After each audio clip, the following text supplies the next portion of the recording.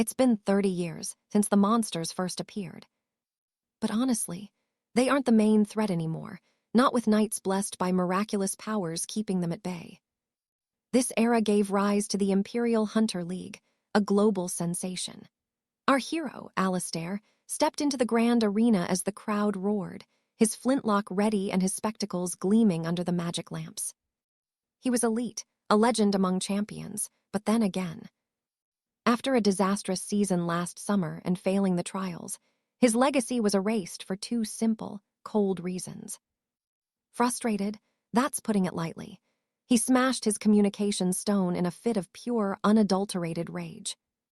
And all of it happened right in front of the man sitting across from him. The man finally spoke, telling Alistair that his professional career had reached its end. Our hero froze, completely stunned. He wanted Alistair to retire, join the family business, and then coldly reminded him of his mandatory military service. Devastated, Alistair honestly thought being kicked out of the knightly order would have been better than this. He knew the truth. Reflexes, dull and sharp skills eventually fade as youth slips through your fingers.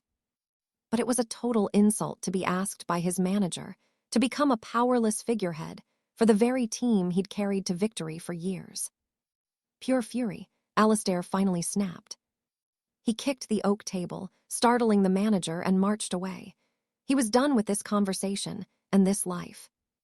This made the manager lash out, screaming that he should show some respect instead of having the attitude that made fans want him gone. But when the manager claimed he regretted ever making something out of a nobody like him, Alistair stopped dead in his tracks. He turned back, walked straight toward the trembling man, and hauled him up by the collar. Alistair hissed a reminder. He was the one who built this institution's success from the ground up. He bitterly regretted the day his manager convinced him to activate his soul blossom skill early, a power meant to grow stronger over decades. It granted him massive strength, sure, but it also killed his future potential the moment it was triggered. The businessman just shrugged, claiming he did what was best for the boy. This sent Alistair over the edge. He shoved the man away, leaving him shivering in absolute terror. He knew the manager was the root of his misery, but beating him, it wouldn't fix the years he'd wasted. Just like that, the kingdom's top knight had hit absolute rock bottom. His career was dead. No more growth. Even with a decent arsenal of high-tier skills, his only future was aging into a shadow of his former self. All because that one skill was activated too soon, locking his progress forever. Alistair wondered if life even had a point anymore. As he stepped onto the carriage path, he thought maybe death would be a relief. Then boom, he was staring down a heavy carriage charging straight at him. He figured even if his life had meaning, it wasn't worth living. Then the impact happened. It was total chaos. The carriage swerved, crashed into the stone wall, and vanished in a massive, fiery explosion. Our hero lay there, broken and heavily injured. As the flames licked his clothes, his mind shifted. He didn't want to die, he wanted to fight, just one more time. Alistair craved the roar of the arena. He wanted to be adored by the crowd after one more legendary victory. He just wanted to share those winning moments with his comrades again. Tears rolled down his face as he hovered on the brink of death, wishing he could have lived without this crushing shame. That tragedy was the final memory of his first life. But then, confusion. He woke up in his own room. The air felt strange. He rushed to the mirror and saw his teenage self staring back. Just then, his mother opened the door and asked if he was ready. Alistair was floored. His mother looked young and vibrant again. She asked if something was wrong, and he quickly brushed it off. It finally clicked. He'd been rewound to the past.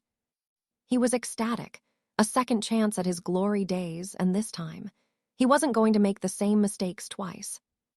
In this kingdom, hunting talent was measured by raw physical power and imperial magi tech. But the machines were still too primitive to see the true nature of a knight's soul skills. Most knights had to struggle to master their spells, but Alistair, he was special. He had the all-seeing eye.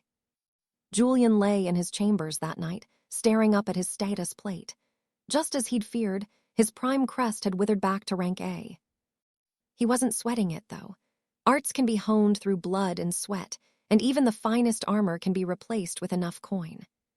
His real problem, mastering this weak, fragile body and those low-tier skills. Suddenly, a heated argument erupted from the other room. A man's voice boomed, saying Julian should forge his own path. But his mother snapped back. He was far too young. Eventually, the man demanded a 1-year trial period. She argued that a year was an eternity. Her son could fail his noble studies, wasting time on a dream that might just be a fantasy. Julian sighed, remembering how his mother always hated his dream of becoming a royal knight. No point arguing with her now. But then something clicked. He overheard them saying that a single year could change everything, a crucial window of time. He realized his mother was right, sort of. In 1 year, a knight could fight a dozen duels and gain massive experience. He could have evolved his crest to rank B if he had started sooner. His whole knightly career would have taken a massive leap forward. Enough was enough. He burst into the room and declared he only needed 6 months to prove his worth. They were absolutely floored. His mother's face went pale with worry, but the man, his expression actually brightened. Julian vowed to show her his true talent, but then, reality check. He was denied entry to the training grounds. The clerk explained that as a minor, he needed a guardian's signature just to step foot in the facility. Julian cursed under his breath. He had forgotten he was technically a kid again. In his past life, he was long past 18. Now, no training today, frustrating. Just as he was about to argue for a way in, he felt a tap on his shoulder. He turned to see a cheerful lad named Dorian Vane, a face Julian recognized instantly. Dorian flashed a grin and asked what brought a fellow student to a place like this. Julian knew him well, a frontline elite from the First Division. Not the top dog, but a powerhouse with a golden future.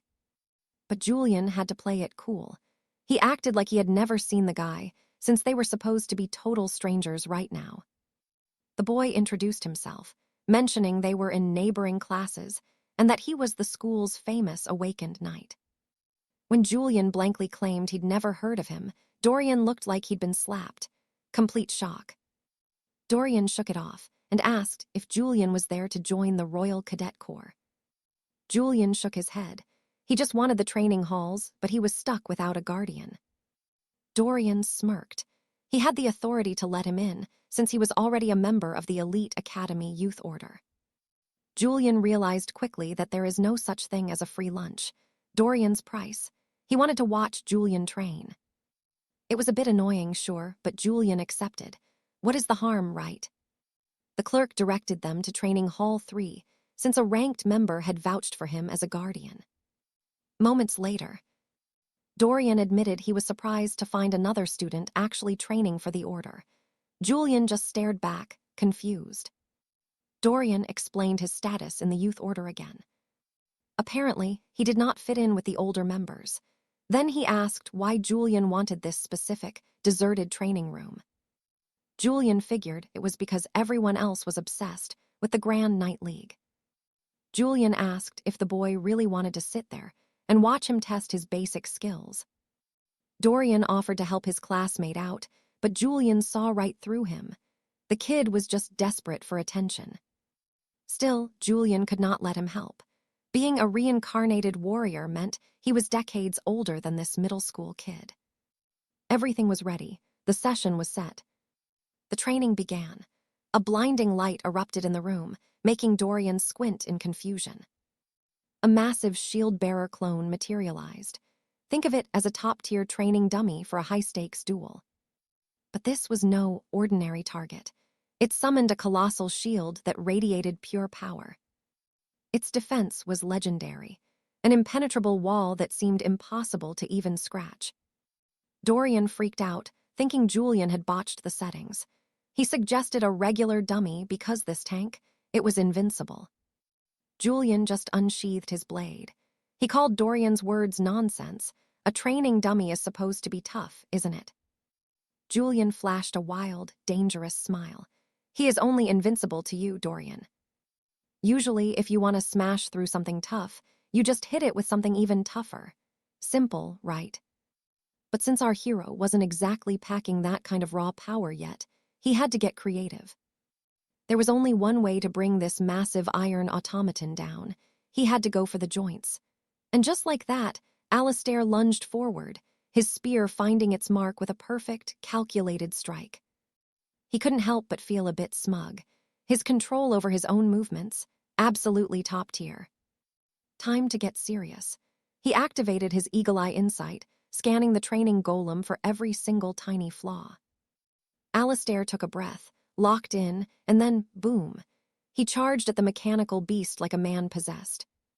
A flash of steel at the arm, a brutal slash across the waist, and then the final devastating blow. The supposedly invincible dummy just crumbled. Victory for our young spearman. Honestly, he was actually a bit annoyed he didn't have someone recording that it was a masterpiece. Lord Cedric watched this, convinced Alistair must have just set the machine's defense to the absolute minimum to win. Because seriously, without doing that, you'd need some kind of legendary, god-tier weapon to even leave a scratch. Our hero just watched him, realizing the kid was basically making up excuses for things his brain couldn't even process. Cedric declared that Alistair, clearly some kind of spear prodigy, was actually worth their guild's time, and then decided he'd take a crack at the golem himself. Alistair didn't bother correcting him. Why spoil the surprise? Some things you just have to learn the hard way. Later that night at the training citadel, there is Cedric, exhausted, sweating, and totally losing his mind trying to copy Alistair's moves. He stands in front of the iron dummy, ready to prove he can do it too. The young lord had turned the monster's defense all the way down, but as he stared at the machine, he felt more confused than ever. Every single time he charged, every single strike he threw, nothing, not a single dent. And so the midnight training session continued in total failure. Cedric was starting to think the magic programming was just glitched out when, suddenly, a voice cut through the air. A senior from the guild walked in, basically demanding a proper welcome, so Cedric dropped into a polite bow for Sir Julian. Julian noticed his teammate was wrestling with a heavy automaton, and Cedric tried to play it cool, claiming he was just warming up before the real work started. Julian just laughed in his face. Warming up on that? He told the kid flat out he would never be able to break it, not in a million years. Even if he set the defense to 0, it just wasn't happening. Talk about a reality check. Cedric was fuming at his own weakness. Meanwhile, on the carriage ride home, Alistair was obsessing over his own lack of raw strength compared to the elite knights. Finally, some peace and quiet. Our hero tried to test his luck against the high-tier monsters in the Royal Knights, Alliance Registry, using their magical training simulation. But the truth hurt. He needed way more power. His eagle-eye insight was only at rank B, which meant the really heavy-hitting moves were still locked away. Physically, he was barely stronger than a commoner who had spent a few months in a gym. Not exactly legendary status. But Alistair was not backing down. He was determined to grind until his strength caught up, especially since his full bloom ability meant he recovered way faster than a normal human. He knew the only way forward was pure, unadulterated practice. The problem? He needed his guardian's signature just to use the Citadel's training rooms. Such a massive pain in the neck. He pulled out his scrying mirror to search for a private spot to train when, buzz, a call came in from Lord Cedric. The kid did not even say hello, just asked if Alistair was going to train before offering to buy him a massive feast at the tavern. A little while later at the local pub, Cedric is waving frantically at Alistair as he walks through the door. Alistair remarks that the kid must be absolutely loaded, which Cedric does not even try to deny. In Cedric's world, having a massive pile of gold makes the road to becoming a knight about 10 times smoother. And honestly, Alistair could not even argue. Gear, potions, trials, none of that stuff comes cheap. Looking at him, Alistair realized this kid was the spitting image of a man he knew in his past life, the type who is basically allergic to not being the center of attention. Our hero finally told him to just cut the act and get to the point, which seemed to fly right over Cedric's head. Alistair figured this whole dinner invite was just some kind of weird pity move. But Cedric shut that down fast. He was not being nice, he actually needed a favor. Alistair called for the barmaid, already knowing exactly what was wrong. The kid could not figure out the iron dummy, could he? Bingo! Cedric admitted he could not take the automaton down, even though he copied Alistair's moves perfectly. He was desperate for advice. But mid-sentence, Cedric just stopped. He went quiet and stared at the floor, looking completely drained. Alistair turned around to see what the hell was going on. And that is when things got awkward. 3 guys in the same guild colors as Cedric walked in, laughing and talking trash about him loud enough for the whole tavern to hear. The young page looked absolutely miserable, standing there while the older squires mocked him for even attempting to take down the iron sentinel construct. Julian, a noble bully, had asked the boy why he was even training, and the kid mentioned a friend of his had already beaten the machine. Of course, Julian didn't believe a word of it. As the insults kept flying and the laughter got louder, Christopher realized that Alaric of House Thorn was being held back by these arrogant idiots, so he stepped in and loudly declared that beating a sentinel was actually easy. He told them straight up, "You don't need to mess with the machine's settings to win. You just need to actually know how to fight," which apparently they didn't. Christopher then turned to Alaric and praised him for his courage, noting that he had more guts than all these knights, who claimed the task was impossible. He basically called the whole group too weak to even try. And man, that really set Julian off. The guy stood up, looking ready for blood, while Alaric desperately tried to pull his friend back before things got ugly. But it was too late for talk. Julian slammed his boots onto the table, looking down his nose at them, and told his own teammate to shut his mouth. He turned his rage toward our hero, claiming a single strike from an ascended, like him, would snap a commoner in half. Then he gave Christopher 3 seconds to beg for mercy. Honestly, Christopher just thought the whole thing was weird. I mean, Julian was acting exactly like a low-tier villain from a bad stage play.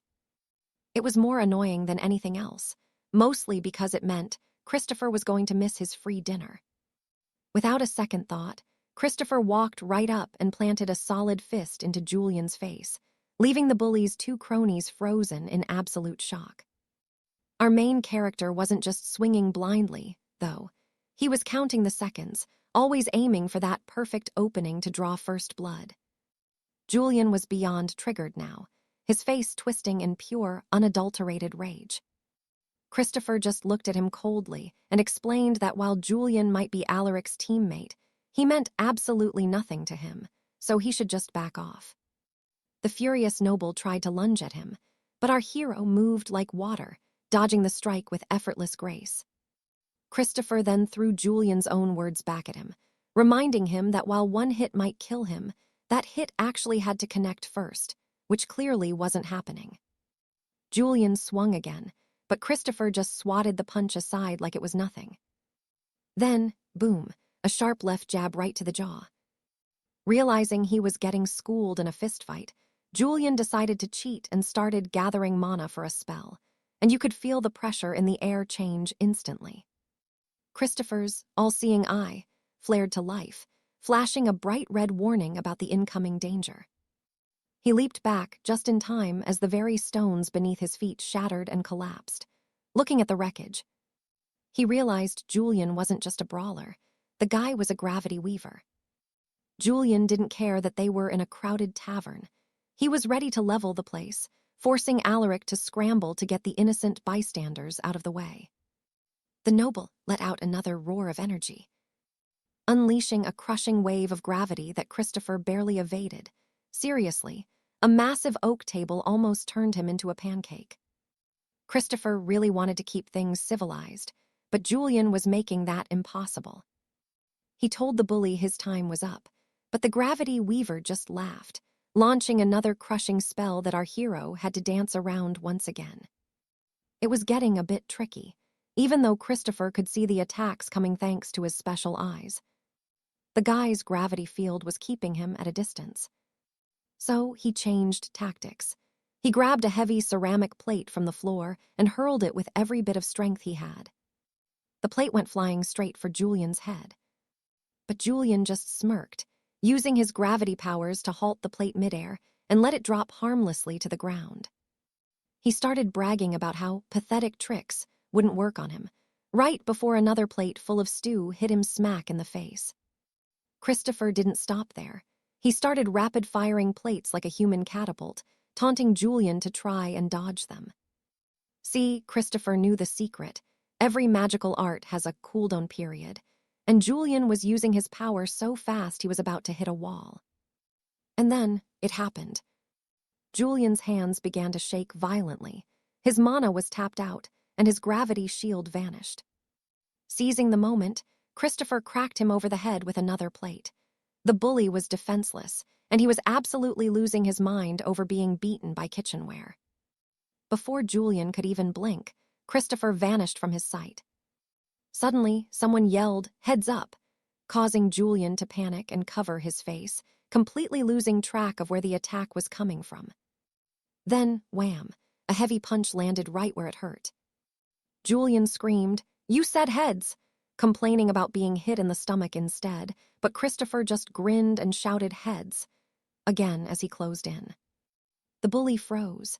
His eyes darted everywhere, absolutely terrified of where the next strike was coming from. He went for a gut block, thinking the same hit was coming twice. Big mistake. Christopher was 10 steps ahead and landed a brutal punch right to the temple. "Head!" our hero shouted, over and over, his left fist imprinting itself on Julian's face until the kid finally blacked out cold. Done, beatdown over. But as Christopher looked around, he saw something that made his heart skip a beat. The tavern was a total wreck. Tables smashed, chairs broken, and he realized, wait, he wasn't even the one who caused all this chaos. Think about it. He threw the first punch, sure, but he was untouched while his opponent was face down and unconscious. With the bully's friends long gone and his own ally missing, Christopher needed a plan, and he needed it fast. That's when he heard it, the city watch, coming right for the scene, talk about perfect timing. One crazy solution left. He smeared dirt on his face, hauled the bully up, and splashed him with water to force him awake. Julian blinked his eyes open, totally dazed, only to find Christopher lying on the ground next to him with his eyes shut tight. Even though he was confused as hell, the bully's first instinct was still revenge. Some people never learn. Suddenly, the watch arrived, and they weren't alone. Dorian Vance stepped forward, pointing the officers right at the crime scene. It clicked instantly. Julian realized he was trapped the moment his victim started begging for mercy like a terrified child. Without a second thought, the officer pulled out his shock mace to arrest the young noble for his supposed crimes. Pure gold. Christopher was secretly thrilled. He'd successfully fooled the law and walked away from the whole mess scot-free. Plus, he knew Julian wouldn't talk. No way a prideful bully admits he lost a fair fight to a weakling. Even if he tried to tell the truth, the evidence was stacked against him.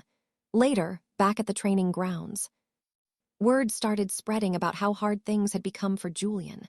The source, none other than Dorian Vance. He explained how the team elders chewed Julian out, and the rumors that he's getting kicked out for good. Justice served. Our hero couldn't be happier. His buddy then asked if he was finally going to take a break. Rest, not a chance. Christopher summoned a new shadow construct immediately, knowing he couldn't afford such a luxury. There he stood, unyielding, while his friend just watched, completely baffled by that level of dedication. Christopher gripped his blade. Full bloom had triggered a new achievement, meaning a brand new skill was now his to command. Without hesitation, he charged the monster, launched himself into the air, and moved for the kill. Head, the new talent, strike calling, actually boosts his power whenever he shouts the name of his target or skill. Boom, that power surge let him split the construct's head clean in half, marking a total victory. His friend was floored. Christopher, though, he was just surprised that beating up a common bully counted as a legendary achievement. But here's the kicker, This talent. He never had anything like it in his previous life. It's a weird skill, sure.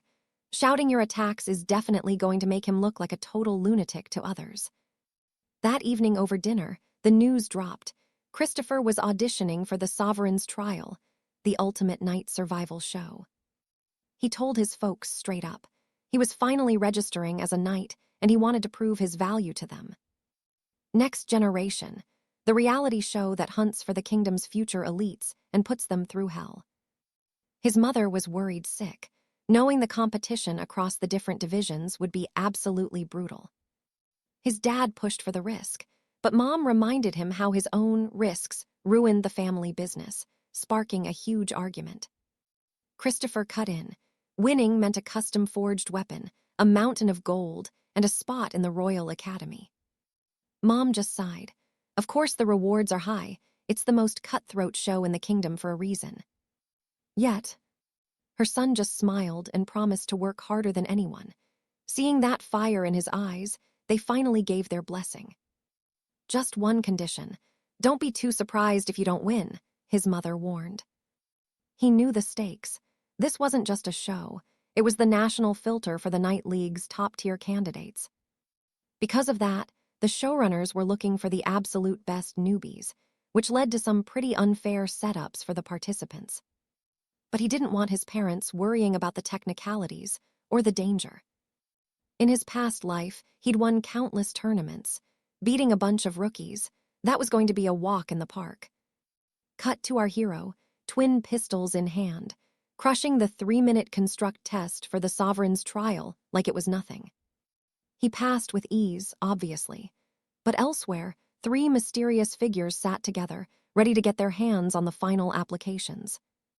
Lady Alara questioned Sir Cedric of the King's Vanguard on why he suddenly took a judge's seat after refusing it for years.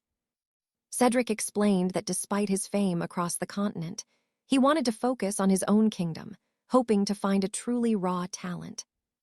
The third judge, Lord Julian, argued that if the man lived up to his own hype, he'd be in the pro leagues, claiming the academy already provides elite squires. Cedric fired back, pointing out that real geniuses are usually the eccentric ones who only shine under the right master's guidance.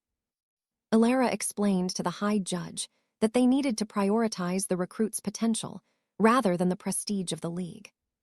Still, she knew her opinion would only change if she saw a prodigy like Arthur, but she brushed it off since their voting power was equal anyway. After opening the magic scroll of the royal proclamation, our hero read that the trial was searching for the knights who would redefine the future of the kingdom's vanguard. But his main concern, the fact that a boring written examination was the very first hurdle he had to clear. Seeing how complex the questions were, Christopher figured they were designed purely to please the stuffy academic students. Question 1, previous occupation before his knightly career. He simply wrote none, short and sweet. Second, preferred method for handling group conflict. He explained how he always takes the lead and forces everyone else to fall in line. He took a quick sip of water before moving on. Things were getting tense. He expected these auditions to be a total breeze. But man, this written portion was actually proving to be quite the headache. Christopher hoped to fix this disaster during the practical trial, until he spotted something strange on the magic scroll. To reach the third phase, he had to touch a magic seal. The moment he pressed it, he was instantly warped into a pocket dimension, making him realize that a knight's skills are tied to their soul and experience. He was genuinely impressed by such high-level magic.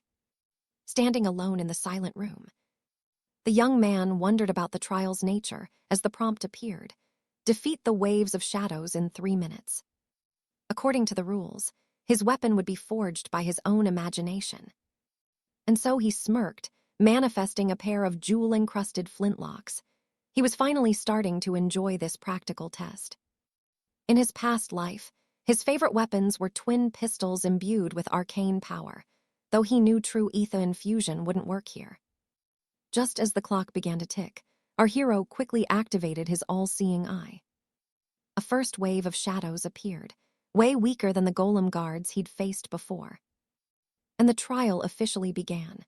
Christopher leveled his guns and started blasting through them with terrifying speed.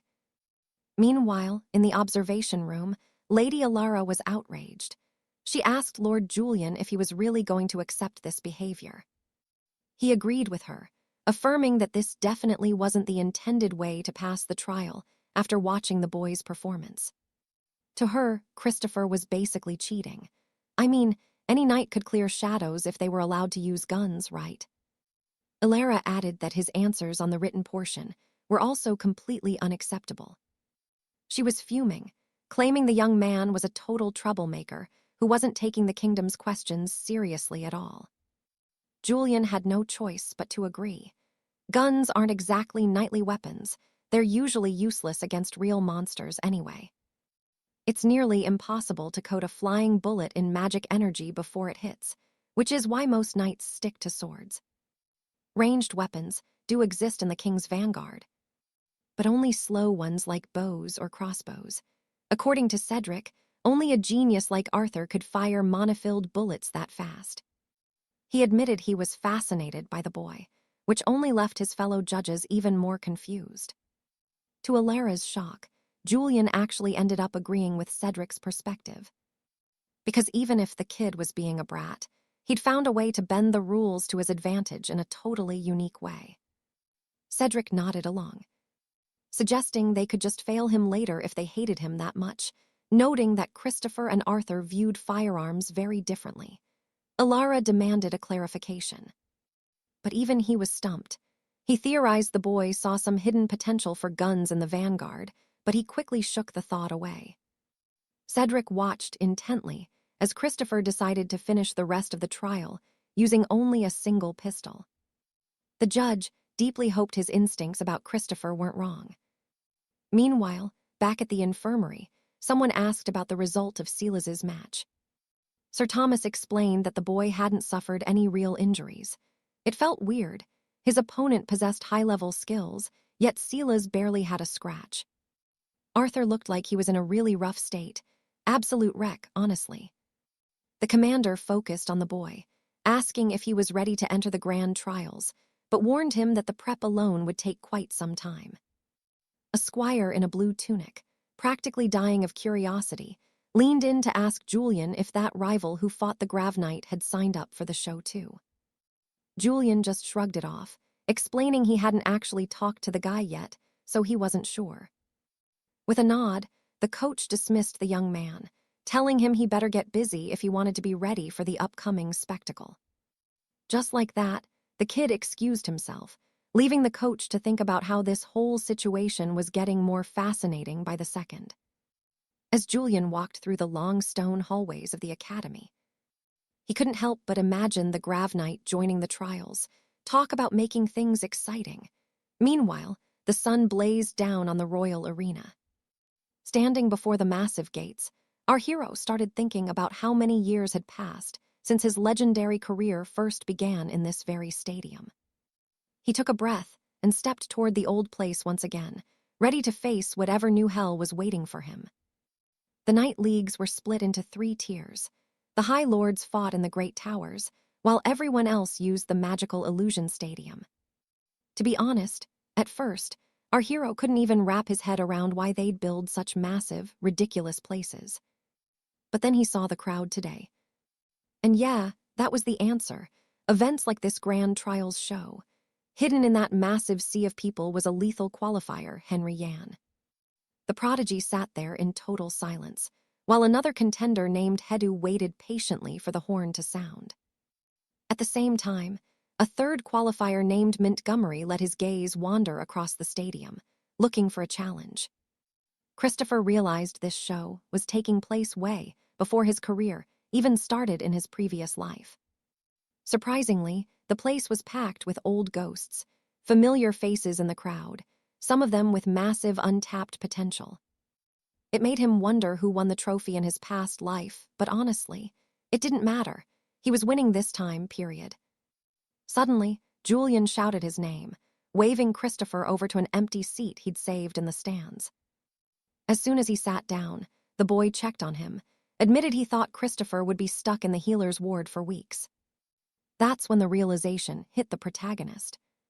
During that tavern brawl, he must have looked absolutely mangled to his friends.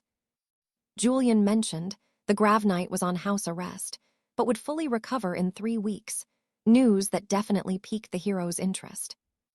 Then he spotted a local bully among the participants. Julian explained he was forced into it because the great houses use this show to scout new talent. Basically, he had to show off. The show was officially on the air now, as magical fog began to flood the stadium floor. The herald welcomed the crowd, shouting that new adventurers were always welcome before introducing the next generation trials.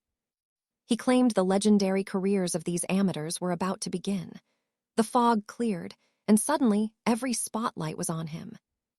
And then, a massive magical battlefield shimmered into existence right in the middle of the arena. The announcer roared that this was the greatest show on Earth, a search for the finest champion, featuring warriors who had outclassed every other mage in the country. He told the crowd to give it up for these kids, the top 2% who were the future of the realm, before introducing the 3 high judges. First up was Arabella, a legendary knight who had won the Royal League 3 times in a row. The second was Sir Milton, the kingdom's greatest fighter who usually spent his time in the international leagues.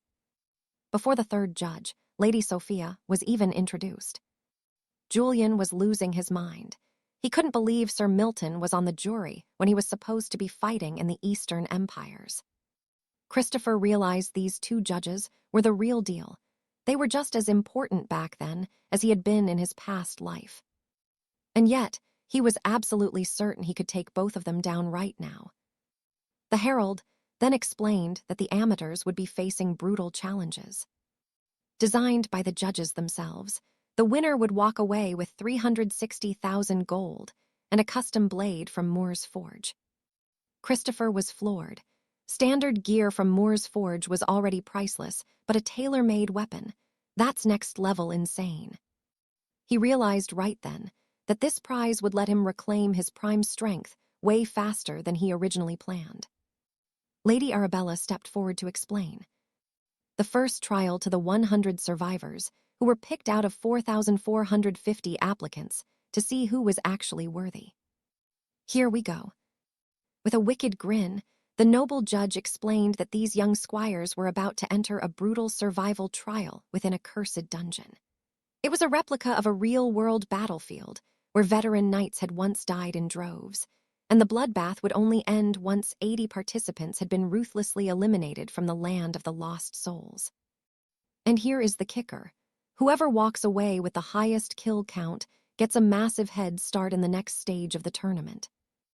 Without a second's warning, the 100 recruits were warped directly into the dark heart of the dungeon to begin their trial by fire. While the others were trembling, our hero was absolutely buzzing with excitement as the teleportation magic took hold.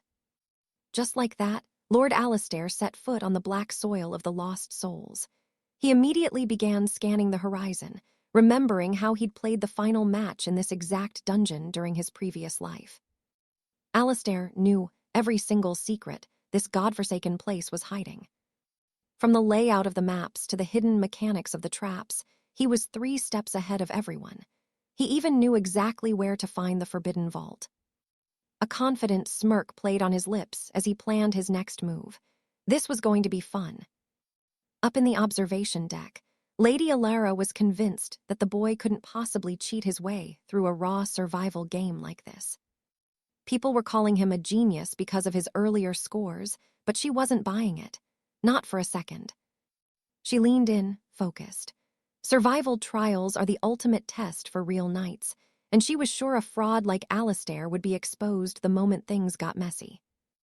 Lady Alara's goal: to show this kid that the Royal Order of Knights wasn't some playground for lucky amateurs. The other judges were busy praising the raw talent of this year's recruits when, suddenly, the room went dead silent. Something was very wrong. Everyone's eyes glued to the main crystal monitor. One player wasn't fighting other squires. He was abandoning the battle zone entirely. The 3 judges shared a look and immediately zoomed in to see what was happening.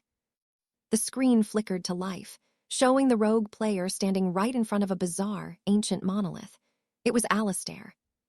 Seeing the boy's crazed, hungry smile on the big screen actually sent a shiver down Alistair's own spine. Alara was absolutely baffled. How on earth did he find this spot? This was the hidden chamber of the dungeon relic. Relics are legendary treasures hidden deep in the world's most dangerous pits. In a game like this, if you get your hands on a relic, it's basically an instant win. Game over for everyone else. Alara started panicking. Even high-ranking elite knights weren't supposed to know about this secret area. The location had never been made public, not even to the veterans, let alone a rookie squire. There was no way this kid should know about the hidden treasure. Sir Cedric whispered to the other judges, wondering if they should step in and stop the match. But Alara shook her head. No, she told them to wait, even though she was shaking with nerves. She explained that Alistair was entering a phantom zone, a part of the replica dungeon that doesn't even exist on the official maps. Cedric asked what kind of loot was hidden in a place like that. Alara went pale and whispered one word: ether. The forbidden power. The other two judges nearly fell out of their chairs. Ether is strictly banned by the Order because it's way too powerful for mortal hands. Now you can't actually take the relic out of the simulation, but while the trial is running, it's a total game changer. But Alara pointed out a catch. Every secret vault has a keeper. A guardian whose only job is to kill anyone who touches the loot. These keepers are nightmares, and their power levels scale directly with the value of the treasure they're guarding. Hoping to see the boy get humbled, the judges zoomed the camera into the vault, revealing a massive, glowing mechanical structure. This was the guardian known as the Cube, the ultimate protector of the forbidden treasure. Back in the dungeon, Alistair pressed a hidden stone on the wall. Click. He let out a sigh of relief as the heavy secret door groaned open. His memory was a little hazy, but he'd found it. He knew that if he could just smash the keeper, the relic was his. That treasure was his ticket to a perfect victory. He took a deep breath and stepped into the darkness of the hidden vault. Just then, boom.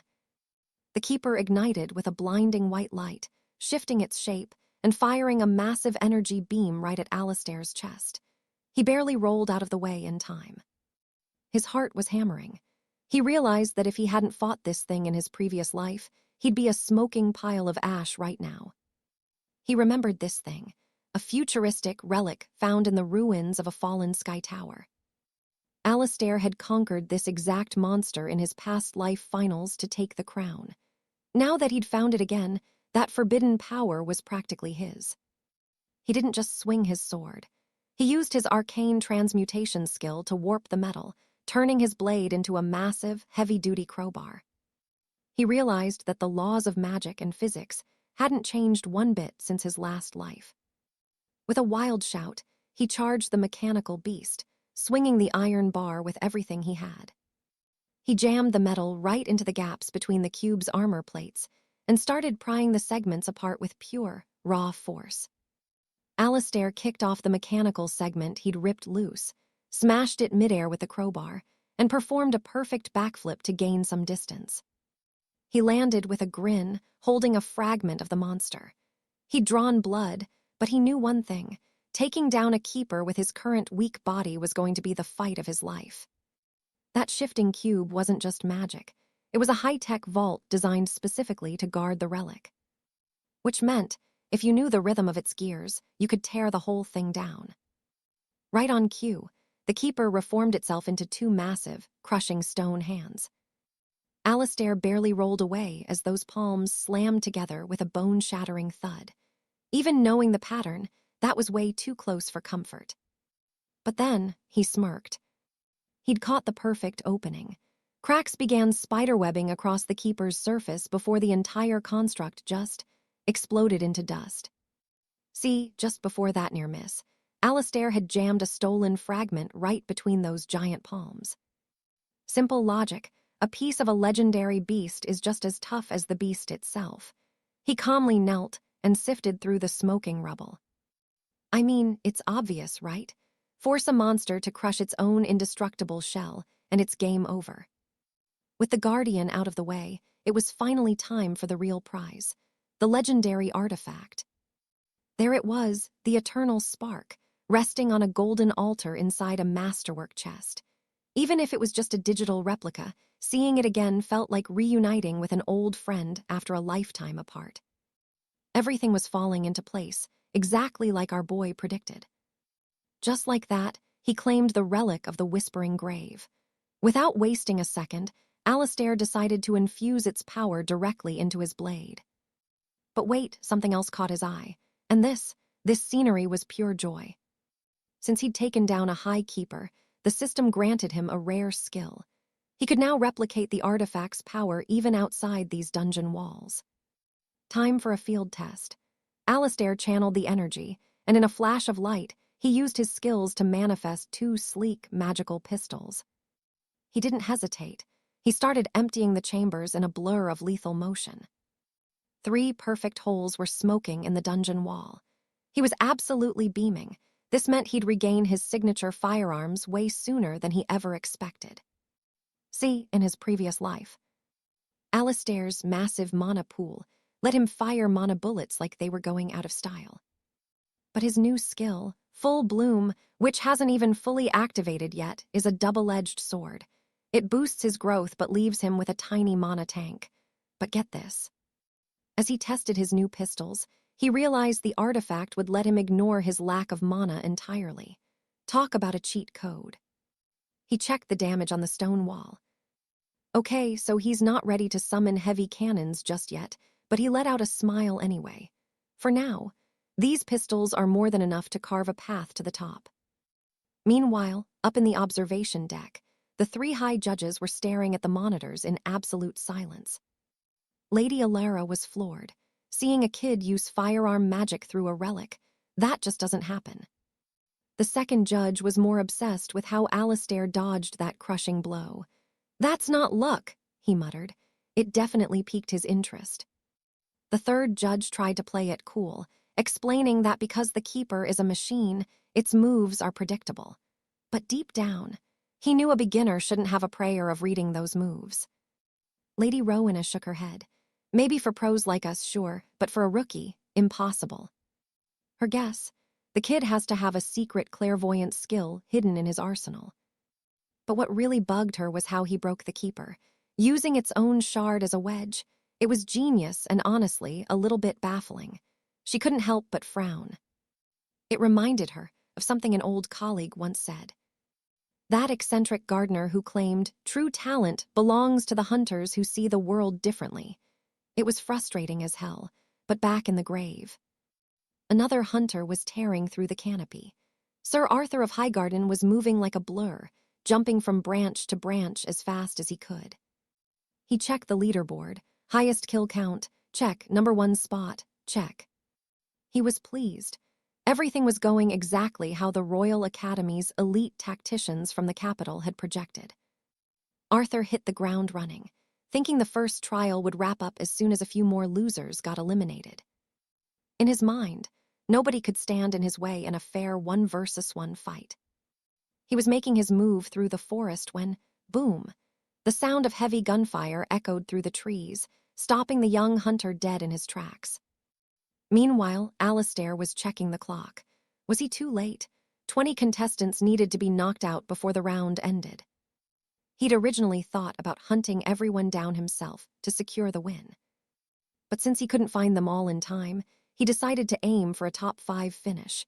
He was ready to clear out anyone in his path when something odd caught his attention.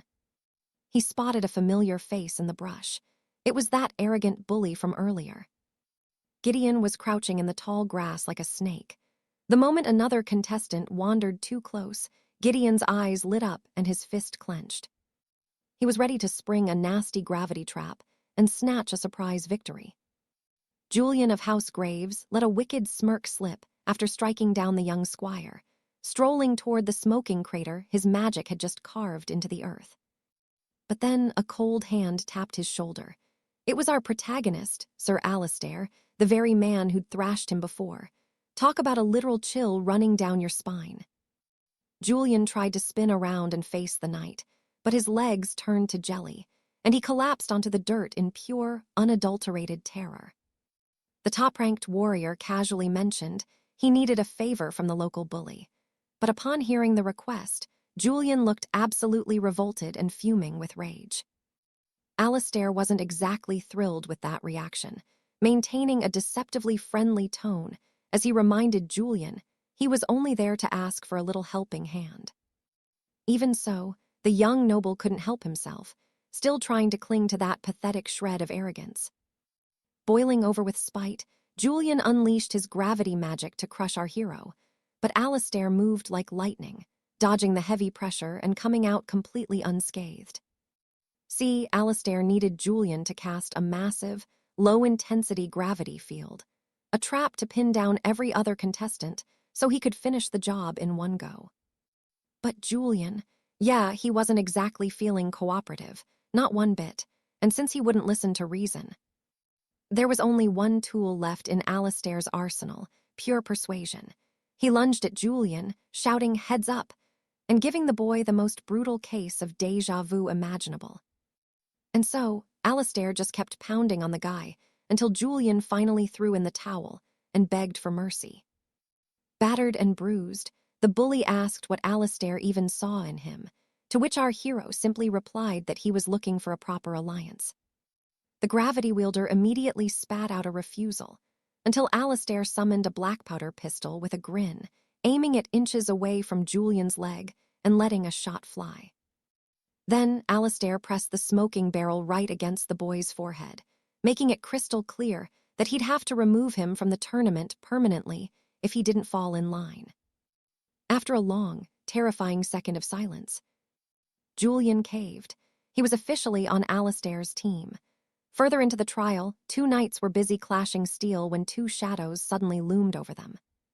The spearman and his swordsman partner were caught in a sudden gravity trap, and before they could even blink, Alistair's lead bullets had ended their run.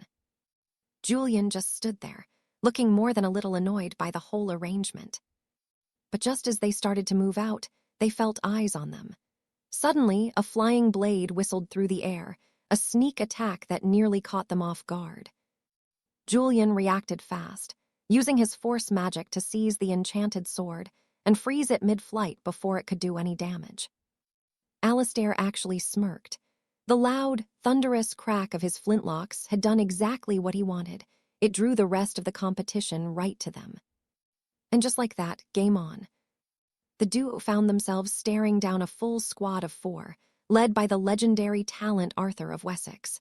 Now, in the Royal League, teamwork is everything, and some knights are just built for defense.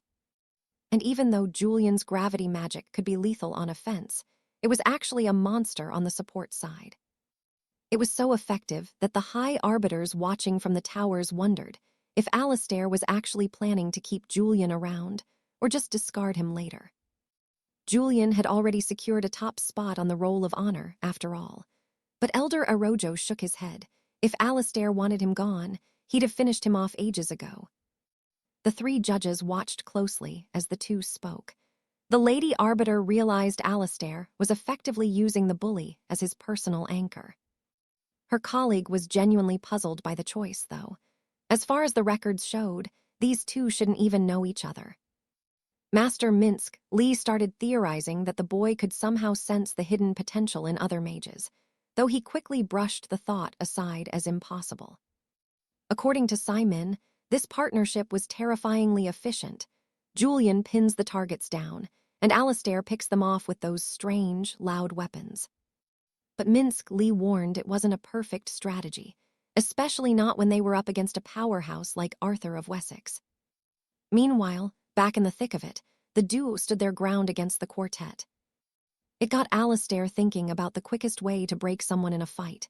It wasn't about clever tactics, fancy footwork, or even better gear. No, the most brutal way to win was simple.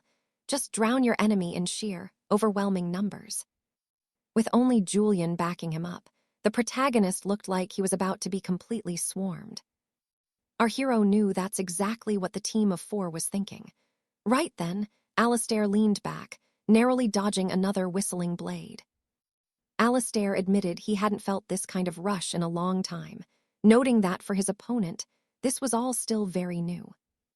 Arthur, brimming with talent, swore he'd take Alistair down, mocking him for relying on peasants' bows before launching his weapon once more.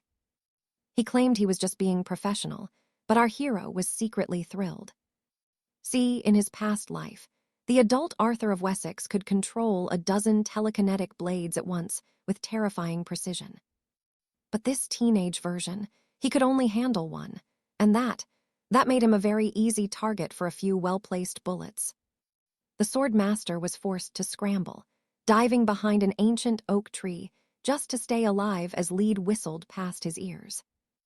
As Julian started hauling it in the other direction, Alistair noticed that the prodigy was relying way more on tactics than his future self ever did. Then, in a flash, Alistair sidestepped a lethal sword slash and slammed the stock of his weapon into his attacker's face, calling him out for being nothing but a green, unpolished knight. Without wasting a breath, Alistair vanished, reappearing right in the shadow behind the young master hunter. Alistair knows the rules of the hunt. At this range, a marksman never misses. One clean shot and his target is history. No time to celebrate, though. The young knight bolts as that enchanted, levitating blade starts hounding him like a predator. Time to use his all-seeing eye. He scans the shadows, marking every hidden slayer waiting to ambush him while he's distracted by the prodigy. He leaps pure cinematic style, aiming his flintlock midair at the first rival knight.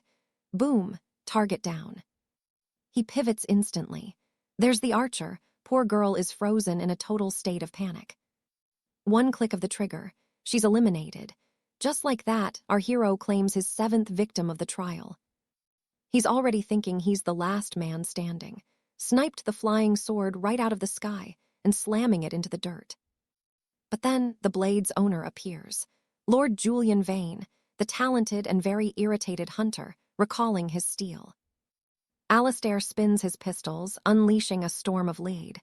But Julian, he's elite. He uses his sword to parry every single bullet, even with the guns firing slower, because Alistair's ether reserves are running dry. He's genuinely impressed by this guy's reflexes, but then Alistair thinks, I'm still faster, and lets loose another barrage of iron.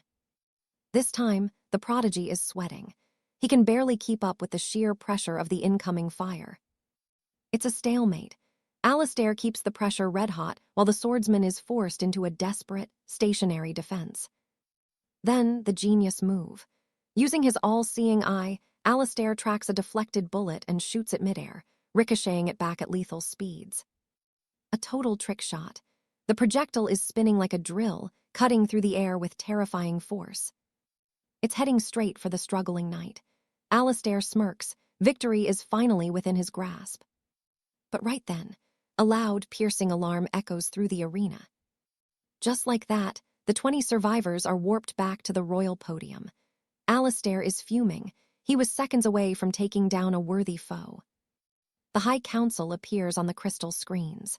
Lady Alara thanks the crowd, praising the survivors for proving they're true knights, the elite few among the awakened. Her colleague chimes in, saying they aren't looking for mere players in this game, but warriors, protectors like the first pioneers who bled to build this kingdom. This round, just a tiny taste of what being a hunter really means.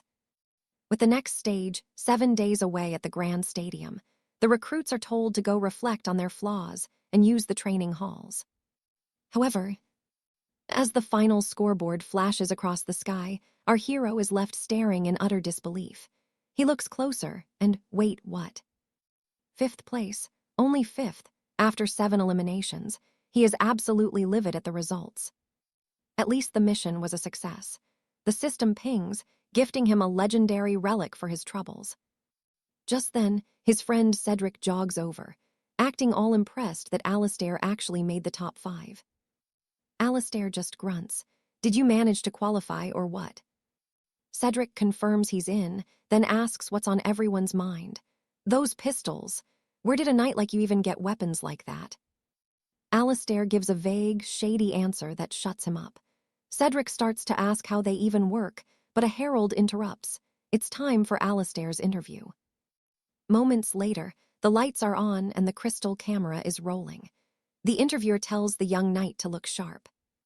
First question, Sir Alistair, what's your real reason for joining this spectacle? Our hero doesn't hesitate. Because I'm clearly the most qualified person for the job. The man offers a fake polite congrats on passing, then asks for a review. Alistair's take. I passed, sure, but my performance was honestly disappointing. Then comes the big one. Did you find anyone in that arena you'd call a rival? To the interviewer's shock, Alistair just shrugs. Not really. No one really stood out to me. Even with that sword manipulator, Julian. Nope. He won't even give him the satisfaction of being called a worthy opponent. The man calls him out. After all, he didn't even take first place. Alistair just smiles boldly. Where's the fun in dominating the board from day one? I like the climb. His strange and insanely confident attitude has the whole crew fascinated. Later, in the Great Hall, Cedric looks like he's having a rough time. Alistair tells him to spill it. Cedric vents about how annoying his own interview was, so the hero asks what they even said. The poor guy explains the interviewer kept comparing him to his superior, trying to stir up some drama for the commoners. Alistair totally gets it. Unlike him, Cedric can't just talk back to someone like Lord Gifford, even though that guy is a notorious bully. But then Cedric drops the bombshell. He told the interviewers that he sees Alistair as his true rival. Alistair just sighs. He's thinking, man, I really wish they depict that gravity wielder for this spot instead. Arthur then asked the legendary knight, Sir Alistair, about his recent interview with the royal chroniclers. Alistair explained that they'd grilled him with heavy questions, like who he predicted would win the last tourney, which caught his friend's interest. With total confidence, Alistair told him he'd naturally predicted he would be the one standing on top at the end. Arthur countered, explaining how he'd put his money on Sir Cedric or Sir Gawain, prodigies from the kingdom's elite academy who were basically guaranteed a spot in the king's guard. The blonde knight just shrugged, telling Arthur he'd only get it if he'd actually seen those two clashing on the academy grounds. But then things got tense. Alistair suddenly snapped, calling Arthur out for actually believing those two, supposed, prodigies were even in his league. Arthur was stunned, but Alistair doubled down, refusing to change his mind. He warned Arthur that he'd never be more than a footnote with that weak mindset, before abruptly getting up from the banquet table. The hero decided to hit the training grounds early, telling the younger lad to finish his dinner in peace. Walking away, Alistair realized he'd been a bit of a jerk, but he knew the truth. Potential is everywhere, but only a few actually have the heart for it.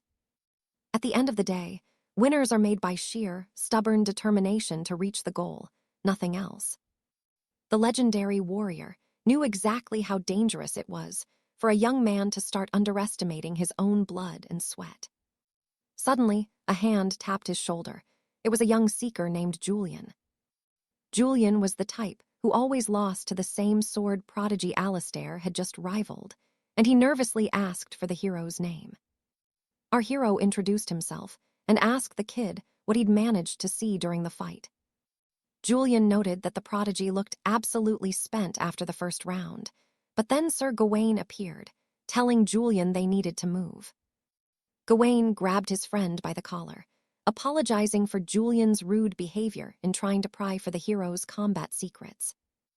Alistair was left scratching his head, seeing as both of them were top students from the Royal Academy. He could tell they were close, so he decided to trigger his all-seeing eye to scan the stats of the sword prodigy and his buddies.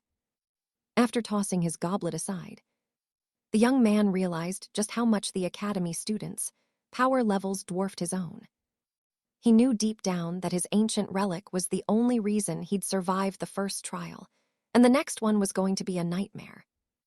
A bit later, the royal herald's voice boomed across the capital, announcing that the scrying broadcast was finally beginning. The magical mirrors focused on 3 high judges as they started sifting through the contestants' scrolls. Lady Alara began reviewing the file of a high-ranking student from the capital's finest academy. Judge Arian pointed out that this boy was the gold standard of the competition, the sword prodigy himself. In his recorded interview, the boy claimed he'd always dreamed of being a knight, even after failing the academy entrance exams twice. He insisted that he never quit, learning from every failure and discovering the true meaning of a hard day's work. Arthur was glued to the interview on his magical slate when Alastair asked if the broadcast had started yet. Arthur confirmed it, noting that the new enchantments were allowing the show to air ahead of schedule. The hero asked about the crowd's reaction, and the blonde lad revealed that people actually liked the prodigy's bluntness, even if his answers were a bit dull. Apparently, other contestants had tried way too hard with exotic responses to impress the judges. And just like that, our hero's face appeared on the scrying mirror. When asked about his life's hardships, the young man casually claimed he'd actually had it pretty easy so far. Then came the teamwork question. Our hero basically said he forces everyone else to just follow his lead. Comparing the two, the sword prodigy sounded humble, while our protagonist came off as pure, unadulterated arrogance. And when asked about rivals from the first round, both of them claimed they hadn't found a single person worthy of the title. Suddenly, the mirror went completely dark. Alastair wanted to get back to training, and while Arthur wanted to see the highlights of the first round, the hero told him he could watch it later. Arthur looked confused and asked why Alastair was focusing solely on his leg strength. Alastair shot back with a question about his own role in the party, which Arthur correctly identified as a marksman. He then asked what the most important trait for a marksman was. Arthur guessed high damage. But the legendary fighter corrected him. It's mobility, plain and simple. He explained that the sword prodigy and those elite knights have the speed or the range to shut down a marksman in a heartbeat. To survive a knight's charge, our hero needed to be fast, faster than any blade wielder in the kingdom. A voice broke the silence. "Interesting take," a stranger said, noting that few within the Midland realm's elite actually bother hunting down the marksman first. The old man leaned in, eyes sharp, asking the boy what he really thought of that grim reality. Cyprian's gut twisted. This guy, not just anyone. Nobody walks into the royal citadel's restricted grounds without a serious title. So he laid it out. Against the great empire's squads, the marksman is always the first one they try to execute. That role is everything, and because of that, Cyprian told him straight up, training his legs was the only thing that mattered right now. The old man actually chuckled. It was pure confidence. The kid was basically saying he knew every melee fighter on the field would be gunning for his head. He roared with laughter, finding the boy's sheer brass neck absolutely hilarious. Then the laughter died. He turned dead serious, warning the young squire that pride has sent more men to the grave than any blade ever could. "I'll be watching you," the veteran said, telling the boy to value an old man's hard-won wisdom before he vanished into the shadows. The two young squires just stood there, baffled, having absolutely no clue they'd just met a legend. Still, as Cyprian got back to work, he whispered a promise to himself. If the old man was watching, he'd give him a hell of a show. Later that evening, a captain went to check on the high commander, who suddenly asked what makes a marksman truly elite. The captain guessed it was raw power or supporting the front line. But the man, none other than Lord Thorn, the first-generation high commander of the Royal Knights Guild, knew better. The captain tried again. "Accuracy then, surely." Lord Thorn just waved him off, bored of the wrong answers. His mind drifted back years, to a memory of asking a legendary archer that same question about training his lower body. Back in his youth, he'd asked his friend if he was ever going to focus on his mana reserves. But the archer just laughed and said leg strength was the only stat that mattered, leaving young Thorn completely lost. The archer explained it simply. Monsters hunt the marksman first because they look like easy prey, so you'd better be fast enough to never get caught. It was so simple it was brilliant, and it left the young knight absolutely floored. A marksman is dead the second their cover is blown, a concept a frontline bruiser wouldn't get, and Thorn realized that same logic applied to the grand arenas today. The High Commander knew this wisdom had vanished from the local tourneys, especially since the kingdom had lost most of its legendary heroes. But in the continental leagues, in the international wars, that rule was absolute law. It hit Thorn then. This boy, Cyprian, wasn't thinking like a local rookie. He was thinking like a world-class champion. The kid hadn't even debuted in the Grand Melee yet, but his mindset. Thorn wondered if the boy was just insanely arrogant or if he actually had the god-tier skills to back it up. Meanwhile, Cyprian was checking his soul seal, realizing the 𝒊𝒈𝒄𝒃 bloom was granting him power way faster than his previous life ever did. The bloom is a cheat code. Honestly, it forces your physical stats to skyrocket. And it hands out legendary skills like candy for every achievement, giving him a massive surge of power whenever it's active.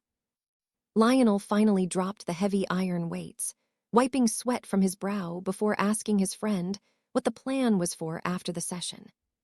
Cyprian knew his friend, a top student at the Royal Academy, didn't need to grind as hard since his natural talent was already insane.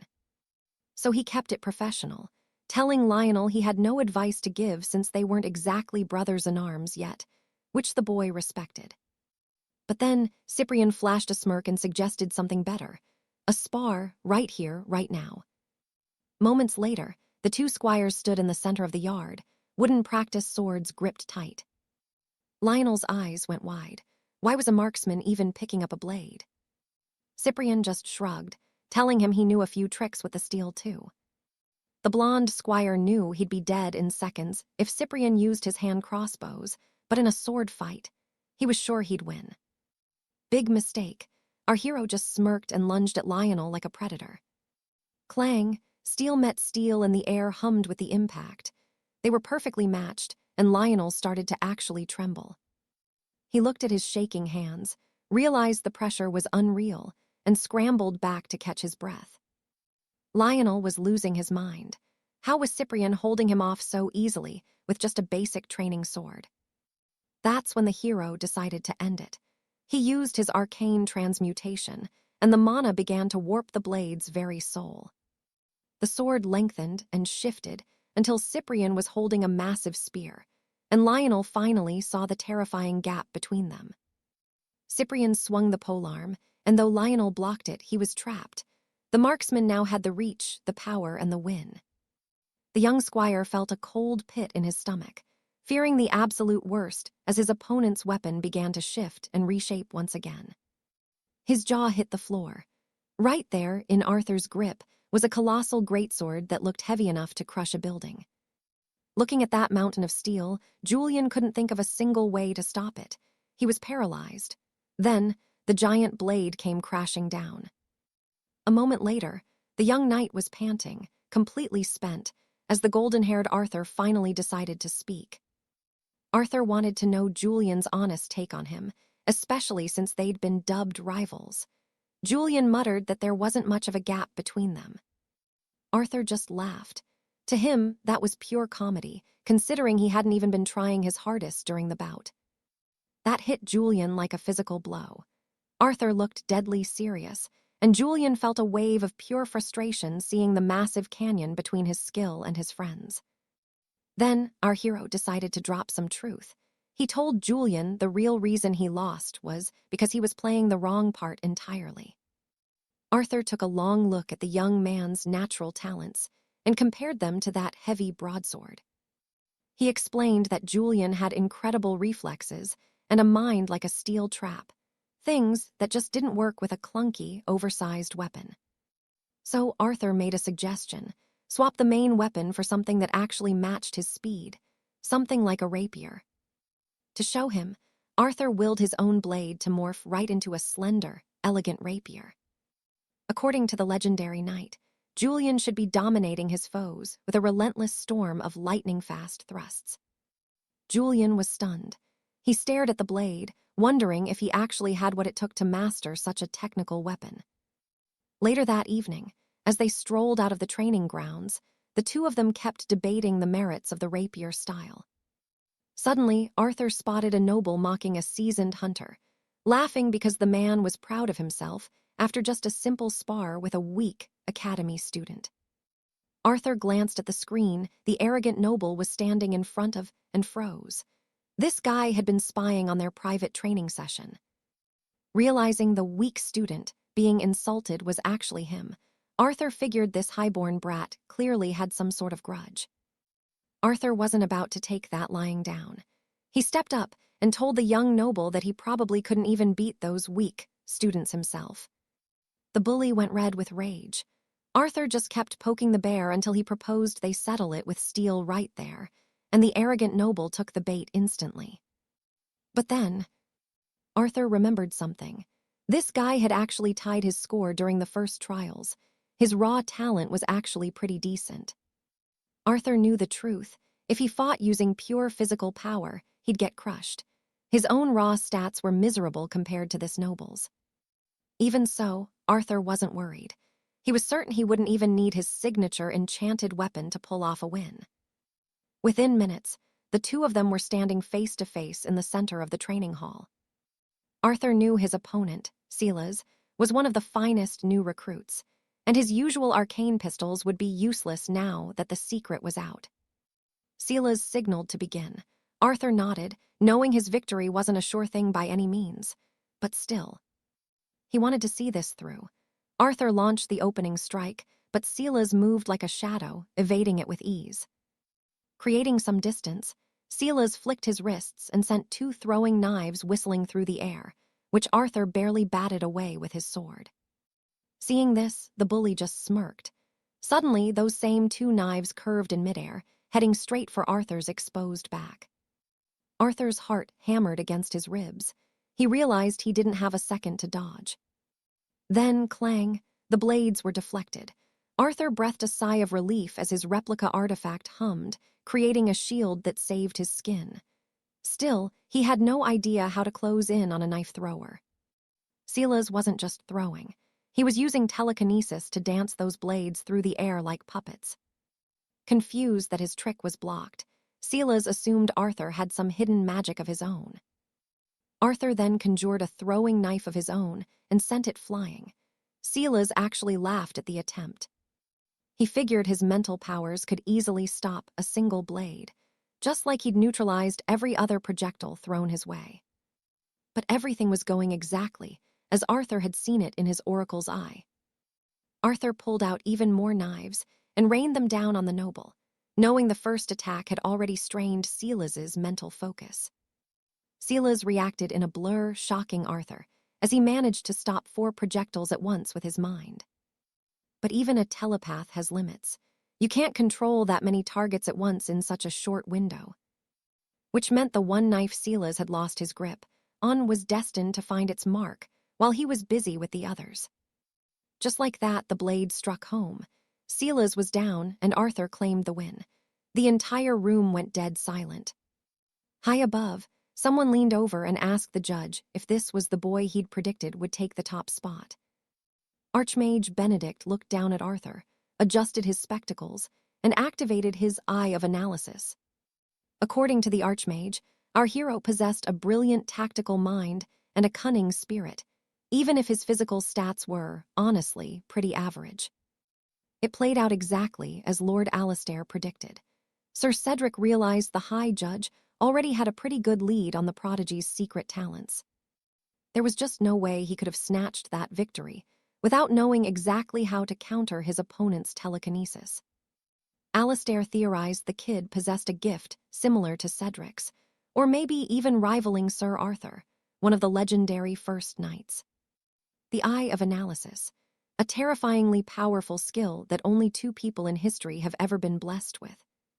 Cedric tried to claim the judge was overthinking it, but Alistair shot that down fast. He was convinced they were actually underestimating the boy. Think about it. He'd already sniffed out the hidden vault in the proving grounds and dismantled the clone wards during the practical trials all on his own. According to the High Judge, if this kid ever steps into the Grand Knight League, people are going to swear that Sir Arthur himself has returned from the grave. The Duke then asked Cedric if he wanted to take the prodigy under his wing, and he didn't hesitate to say yes. See, the Eye of Analysis reveals raw stats, but it's blind to hidden skills. Even so, The boy successfully read his opponent's moves and laid out a perfect trap to shut them down. The Duke was still buzzing about that clever dagger play as he asked if the boy had been assigned to a noble house yet. The judge sighed. It was a no-go. The reality show sponsors had already pulled the strings, leaving the Duke visibly annoyed since he was dead set on claiming the kid. Meanwhile, back inside the training halls, our hero was completely stumped. He couldn't figure out what the Mark of Fate considered a true achievement, but he decided to take his time solving the mystery. Julian was all fired up, bragging that his shiny new weapon might finally let him best our hero in a duel. Arthur just turned and walked away. "Ridiculous," he muttered, but Cedric couldn't help but notice how much Julian's aura had actually sharpened. Julian insisted his blade work had never been cleaner, and honestly, our hero couldn't argue. The advice he'd given was clearly paying off. Still, the level gap between the two of them was massive. With that, the two young squires headed out of the training room. The recording crystals were all set inside the hall. Suddenly, the heavy doors creaked open, and a familiar face walked in. It was none other than Julian. Our protagonist was left wondering why they were stuck in a classroom. Was it time for a lecture? Then, right on cue, the three grand judges marched in. Lady Beatrice gave them a sharp salute. She hoped they'd put those 7 days of training to good use. Some had made massive strides, while others, well, they hadn't been so lucky. But let's be real. She told them straight up that they all had a long way to go. Her colleague added that despite their hype, they were still bugs compared to professional knights. That's why the judges brought in the heavy hitters, a specialized squad of veteran instructors. These weren't just random teachers, either. Every single one of them had fought in the Grand League and achieved legendary feats. They were here to mold these kids into their proper roles before the 3-on-3 championship matches began. And then boom. Arthur and the other 19 contestants were nearly floored by the sheer weight of the instructor's ether pressure. Our hero was genuinely impressed. The first one, Commander Sterling, introduced himself with a snarl. He had zero patience for lazy bums or people with no spine. He made it very clear. He loathed arrogance. He demanded absolute humility and warned them never to treat his lectures like a joke. The judges then explained that they'd use the first elimination round to figure out exactly where everyone belonged. First up, our protagonist, his assigned role, frontline vanguard. Hearing this, Kit was absolutely floored. The marksman still couldn't wrap his head around why he was being labeled a melee fighter. He then realized he was standing right next to the sword prodigy, Hugo, and his crew, all of them knights with insane potential. Suddenly, the instructor appeared on the training grounds, screaming at them to forget every single thing they thought they knew. To him, they were all bottom-tier trash compared to third-rank knights, no matter what fancy academy they came from. Then the real lesson dropped. In the big leagues, everyone uses ether anchors and skybits to boost their performance, while these rookies were still crawling in the dirt. Even the weakest pro knights are capable of full-on aerial combat. Kit realized this was all about putting on a show with those flashy, mana-activated gadgets. Sterling warned them, if you can't master this gear, you're not worth his time. And with that, the real hell started. Most of the kids ended up tangled in their own wires, and Arthur watched them struggle, thinking about how brutal this was for a first-timer. But here's the catch. In his previous life, he was a god at using this tech. He decided it was time to see if his new body still had those legendary reflexes.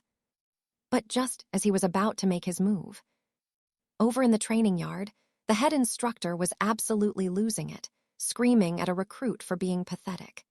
He mocked the boy for dreaming of joining the kingdom's elite knights while being so weak, before turning to another student tangled in his own grappling cable and barking that he wouldn't even survive a day in the 3rd Legion.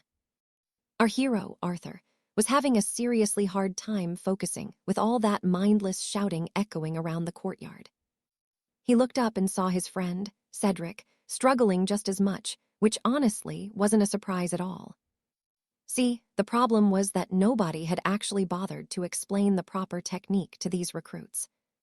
Arthur finally called out to the blonde-haired boy, telling him to get down because his form was a total disaster, leaving Cedric looking completely intrigued as he dropped back to the grass. Cedric immediately started nagging Arthur, asking why he wasn't training for the upcoming trials. Arthur just shrugged and told him to worry about his own skin, since he was the one currently on track to fail the test. Frustrated, Cedric asked for the right way to do it. Arthur broke it down. If you want to keep your balance in the air, it's all about the ether.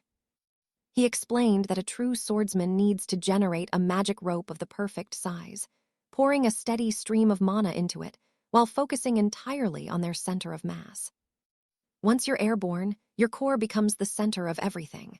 Arthur demonstrated, summoning his own skyhook cable and launching it at the stone wall with pinpoint precision. After a split second of focus, our hero launched himself into the sky and landed as light as a feather. Arthur explained that this was the absolute best way to maneuver midair. You have to keep that mana flow perfectly steady at all times, or you're going down hard. Cedric went over his friend's instructions in his head one more time before launching his own anchor at the wall. He hesitated for just a moment, then leaped. And holy hell, he actually did it, soaring through the air and landing perfectly on his feet. The kid was over the moon. He was practically convinced that this success proved he was some kind of hidden prodigy. But the celebration didn't last long, as the instructor started roaring at the both of them for chattering like old ladies in the middle of his lecture. The man barked that the two of them lacked even a shred of determination before demanding to know our hero's name. Arthur kept it cool and introduced himself, realizing the old man was just trying to pull a scared straight tactic to correct their behavior. The furious instructor mocked him, suggesting that Arthur's lack of practice must be proof of his great talent. Arthur just nodded along, thinking of how he could play the part of the obedient student for now. But here's the thing. He was actually pretty curious about this upcoming aerial combat trial they were supposed to be undergoing. And since Arthur was a literal reincarnated soul, he was technically centuries older than this instructor, which is exactly why he decided it was time to teach the man a thing or two.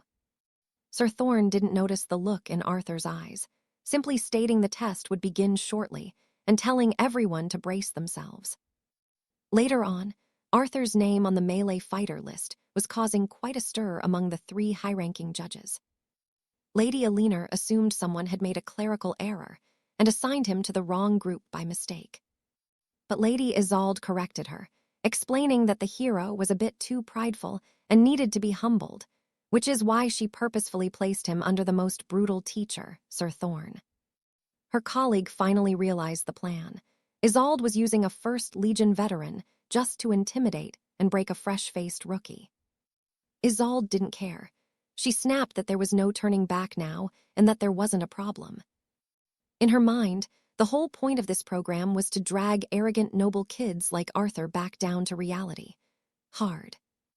Back at the grounds, the teacher explained the objective. They had to retrieve an air anchor positioned way up on a high pole. Before starting, Thorn glared at the group, warning that anyone who slacked off better pass this test, or they weren't worthy of being called knights. Arthur just smiled. He knew exactly what was happening. This whole test was a setup designed specifically to kick him out of the competition. So our protagonist asked the teacher, "What do I get if I actually pull this off?" Thorn, thinking it was impossible, declared that if Arthur succeeded, he could do whatever he wanted during training sessions. Total freedom. Sir Thorn was dead certain the boy was going to fail miserably. See, the instructor had set the target at a height of 100 meters. That's insane, basically impossible for a rookie, and even an intermediate climber would struggle to reach it in time. As he watched the other students fail one after another, the teacher's smug grin only grew. But then something caught his eye. A blade was rising through the air. Thorn was fascinated to see a young sword prodigy using a levitating blade to literally fly toward the goal. Even though the teacher wanted to see the recruits use the anchors, he had to admit, this kid might actually make it. But then, a gasp from the crowd drew his attention, and what he saw next left him completely stunned. The instructor was baffled. Arthur was scaling the spire with terrifying ease, using nothing but his air anchor. Thorn couldn't believe his eyes. The young man was flying upward like the height didn't even exist. It was unreal. But just as victory was within reach, disaster struck. Arthur's levitation boots suddenly hissed and sparked. They were malfunctioning. He started plummeting. Thorn looked on in horror, but Arthur, he just let out a smile. Mid-fall, he grabbed his anchor rope with lightning reflexes and hauled himself right back up to regain his footing. He didn't even break his momentum. The moment he stopped his fall, the hero exploded upward again, charging toward that 100-meter mark like a man possessed. Christopher suddenly hauls up the heavy anchor, leaving the instructor completely floored because no trainee should be able to pass this trial using equipment they've never even touched before. A moment later, Sir Cedric gets back to the lecture, explaining that as frontline knights, they essentially act as initiators, the ones who charge in to break enemy ranks and lock them down. Basically, their whole job revolves around crowd control and dominating the battlefield during group skirmishes. Though our hero was already zoning out from all the theory after that physical workout, Sir Gawain then adds that they can also act as follow-up strikers, engaging the moment the initiators have paved the way. As Christopher enjoys a brief moment of freedom, the veteran knight keeps rambling on while the young squire reflects on how the man has zero authority over him anymore, not after Christopher won their high-stakes bet. Clearing a test like this was child's play for him, especially with his years of experience hunting the most lethal monsters in the realm. But honestly, his main concern was the mysterious parchment that had suddenly appeared inside his pocket out of nowhere. Some anonymous sender with unknown motives wanted to meet him in the training grounds courtyard at 7 o'clock sharp.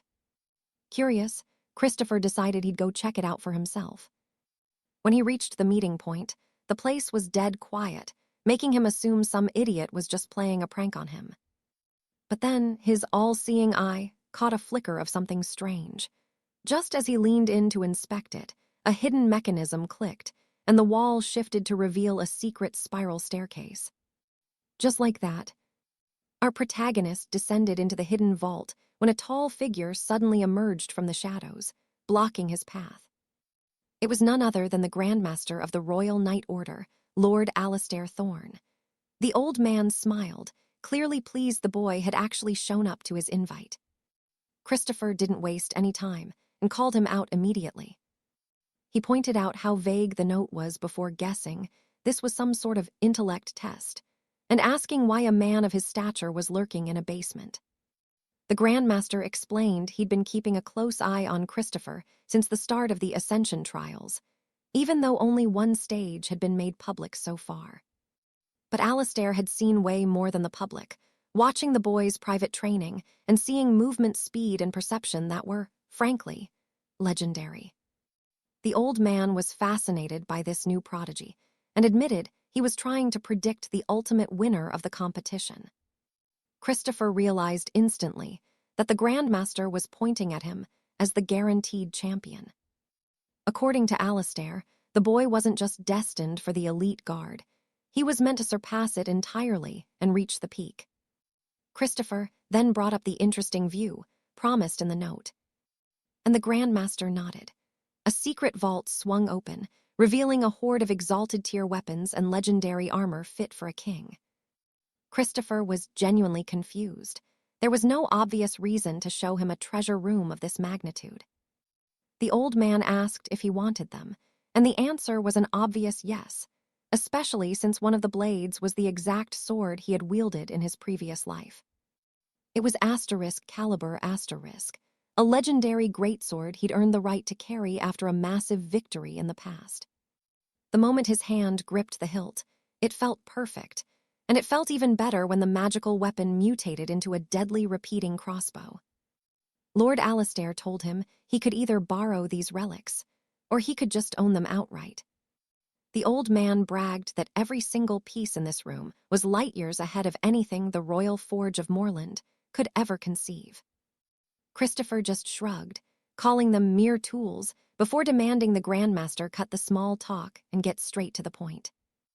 This really caught the old man off guard. Usually, people were tripping over themselves to flatter him once they realized who he was. But this kid, he wanted to jump straight to business.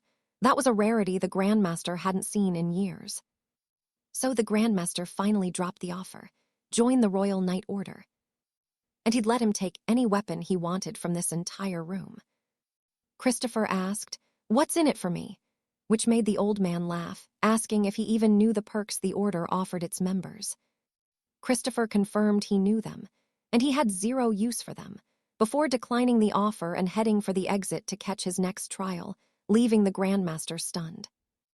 Alistair warned him he was being way too overconfident, reminding him that plenty of talented squires have failed to ever reach the First Division.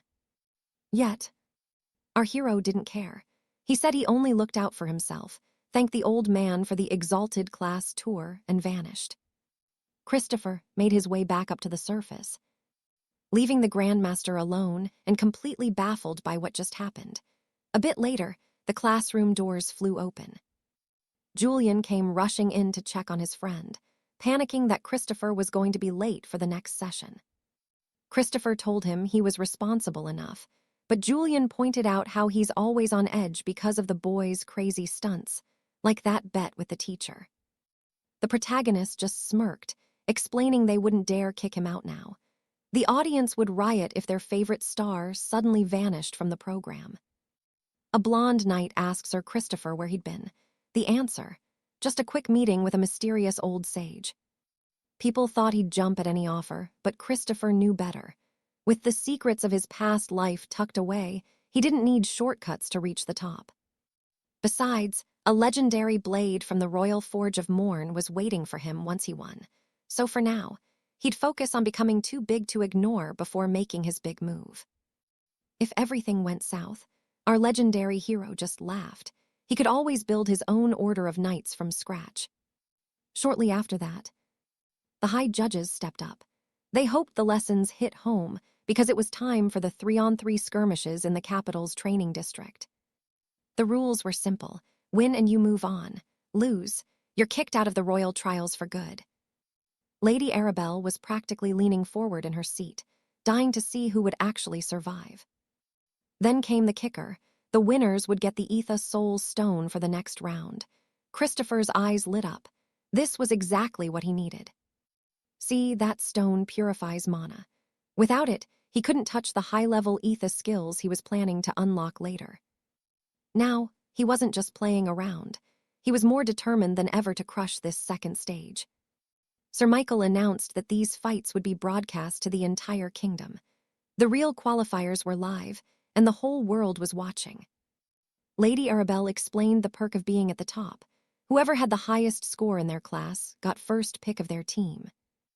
Then the contestants were ushered into the waiting room. Time to pick your squad, because the battle was starting soon. And just like that, the broadcast went dark. Once the pressure of the magic mirrors and cameras finally faded, Arabelle couldn't stop thinking about Christopher. He was incredible in the first stage, sure, but he was so arrogant. He acted like he didn't give a damn about anyone, despite his insane talent. In her mind, a team battle was going to be his absolute undoing, the ultimate wall in his path. Sir Michael caught her staring. He knew exactly who she was thinking about, and Arabelle looked almost annoyed at how obvious she was being. Michael pointed out the harsh truth. The remaining 20 knights weren't ready for squad tactics, let alone fighting midair. He usually only tested individual grit. That's when the lady finally admitted it. She wanted the hero driven out of the competition. It didn't matter how good he was with his Skystrider gear. A lone wolf. In a hunt like this, he was just prey waiting to be cornered. Arabelle noted his stats were technically low. On a massive map that required knights to cover leagues in seconds, he was going to struggle. Hard. Her colleague laughed at how obsessed she seemed, so she came clean. She really did believe in his potential. But for his own good, he needed to taste the bitter dirt of defeat first. The third judge chimed in, agreeing. An arrogant, fresh-faced squire is just a tragedy waiting to happen. Even the best can lose it all in one careless heartbeat. The second judge finally spoke up. warning that pride and the cold confidence of a victor are often the same thing in the brutal leagues of the nobility. Sir Michael nodded, eager to see how this young prodigy would handle the squad-based nightmare his colleagues had cooked up. Meanwhile, back in the waiting room, Christopher was actually surprised. He was the first to pick. A squire confirmed it. Highest score gets the honors. Our hero just smiled, a real gotcha grin. Suddenly, Julian of the Iron Grip was in total shock. He'd just been drafted into Christopher's squad. He thought Christopher was just mocking him by picking the guy he'd already beaten. It just proved how massive Christopher's ego was. At least, that's what Julian thought. He still couldn't wrap his head around the fact that he'd lost to this guy. On the flip side, Julian didn't actually protest. He knew exactly what this legendary player was capable of. Christopher knew he could handle him. The kid was just a teenager after all. But then, he dropped the act and said he wanted to win. Then, Christopher switched to this charming, silky voice, telling them he desperately needed their help. Julian was speechless, and the other bullies looked like they were going to barf. Honestly, even our hero felt a bit sick. The things he had to do to secure a win, absolutely disgusting. The seer in the group asked if he had a plan. Christopher's answer, a cold yes. He made it clear, the plan was the only reason he picked them, and they were going to obey every word. He leaned in and explained exactly what would happen if they crossed him. He whispered it, keeping their punishment strictly private. Whatever he said worked. Julian's face went pale, pure, unadulterated horror. The guy was vibrating with panic. Christopher just rolled his eyes. He couldn't exactly tell them the truth. That he was basically reliving his youth. So, he grabbed Julian's shoulders and gave him one simple order: follow my commands perfectly. Then, his voice went dark. Their mistakes would only benefit the enemy, and he wasn't about to let that happen. Christopher left both of his squires trembling in sheer terror. The second trial was finally starting, a brutal elimination where hitting the deck meant a total team disqualification. Suddenly, he was warped straight into the floating sky arena. Our hero didn't even look nervous. He was actually itching for the bloodbath to begin. He scanned his surroundings, quickly realizing he'd spawned right at the heart of the map, standing completely alone atop a massive, windswept tower. He pinged his teammates, checking their positions. They whispered back immediately, revealing they were hidden nearby in the shadows of the ruins. Time to move. With his pieces in place, the hero decided to pull the trigger on his master plan right then and there. Christopher issued a dead serious order. Reach the center at all costs. Don't fight, don't engage, just run like your lives depend on it. He summoned his arcane flintlock, weighing it in his hand. This arena was massive for such a small group. Finding people was going to be like finding a needle in a haystack. This meant he had to be the bait. Suddenly, whiz, an arrow streaked past his head. He rolled, dodging by a hair as his team frantically asked if he was under fire. He just brushed it off. Don't sweat it, he replied. I've got everything under control. He knew that Archer was a solo hunter, not even worth his time. His eyes were fixed on one thing, the highest peak in the center of the kingdom's map. Moments later, our boy reached the absolute summit of the spire. His teammates had successfully vanished into their secret vantage points. Christopher asked if they had eyes on him, and they confirmed it. He was a beacon, but they were ghosts. Everything was set. It was time for the real show to begin. He raised his gun toward the heavens and fired several deafening shots into the open air. Now, the waiting game. It didn't take long. The first challenger landed, offering a friendly greeting while asking why on earth he was making so much noise. Christopher recognized the guy instantly. He was the right-hand man to the kingdom's most famous sword prodigy. Harrison was vibrating with excitement, dying for a chance to take our hero down in a duel. But first, he checked in with his squad leader. Through the magic earpiece, the prodigy Henry confirmed he'd heard the whole thing. If you think you can take the gunner, he said, then end him. Henry added one final warning. Don't you dare lose before I get there to see it. Christopher was eavesdropping on the whole conversation. He realized he had to wrap this up fast. or he'd be staring down an entire elite squad solo. Harrison mocked him, asking why the top student of the Night Academy was standing all by his lonesome like a sitting duck.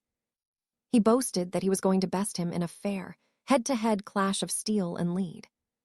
Christopher just stood there, honestly stunned. This guy's mouth moved way faster than his actual sword arm. Harrison figured the teammates were a no-show. If they were lurking, he'd be dead already. With a roar, the swordsman lunged at the marksman. "I'll ask you about your legendary duel with my rival," Harrison shouted, "once you're face down on the floor." Clang! Christopher barely caught the blade on his gun's barrel. Damn, he'd underestimated the guy's raw power. Christopher leaped back, conjuring a glowing mana tether to swing away from the spire. But Harrison wasn't letting go. He grabbed onto the mana trail, soaring through the sky like a hawk. Our hero was genuinely impressed by that insane speed. Even flying through the air, Harrison wouldn't shut up. Christopher couldn't believe this guy was still talking. But then, the hero yanked the tether, pivoting midair with a sharp jerk. Harrison's eyes went wide as Christopher suddenly vanished behind his back.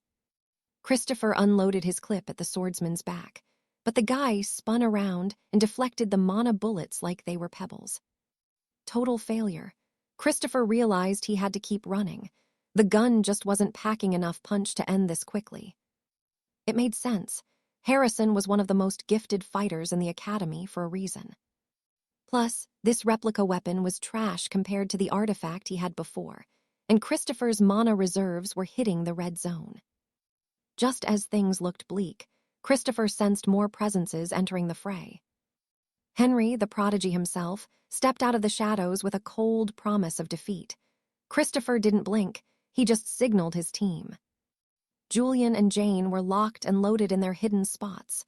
"Get ready," Christopher commanded, making the two opponents freeze in their tracks. "Now execute," the hero roared the signal. Silence, nothing happened. The academy students stood there, waiting, before bursting out laughing. They thought he was just a desperate liar. Henry seized the moment, launching his signature lethal strike. Christopher twisted his body, dodging the blade by a fraction of an inch. Then the air grew heavy. The gravity wielder finally moved. Henry thought it was another bluff, until the ground itself started to groan. The realization hit them like a freight train. A massive gravitational surge erupted, crushing everything in its path. Suddenly, Christopher's tether snapped. He plummeted toward the abyss, leaving his enemies in absolute shock. But look at his face. He wasn't panicking, he was grinning. A cold, terrifying smile that said, "I'm taking you all down with me." And just then, the real trap finally sprung shut.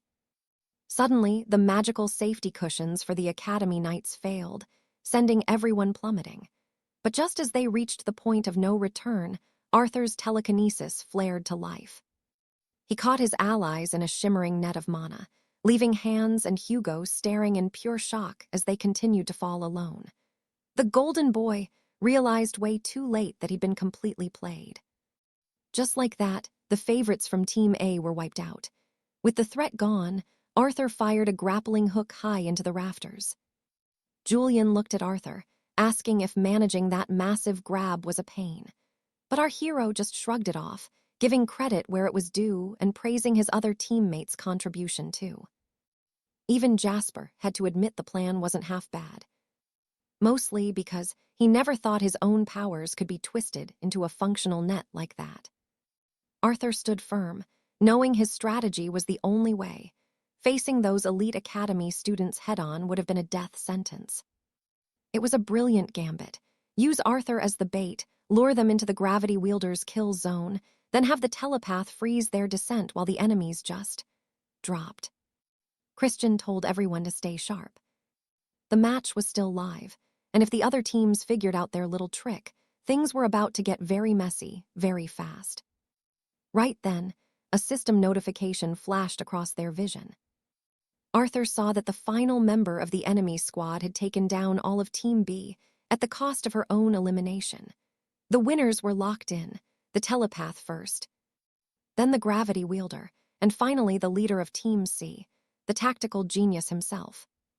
Later, in the prep room, Hans and Hugo were getting absolutely roasted for losing to one guy, while the girl scolding them had literally fought an entire army on her own. Hilda was just standing there, completely speechless at how badly they'd messed up. Hamilton started rambling about stat differences and tactical errors, talking so fast and so long that Arthur and the others were genuinely stunned by his lung capacity.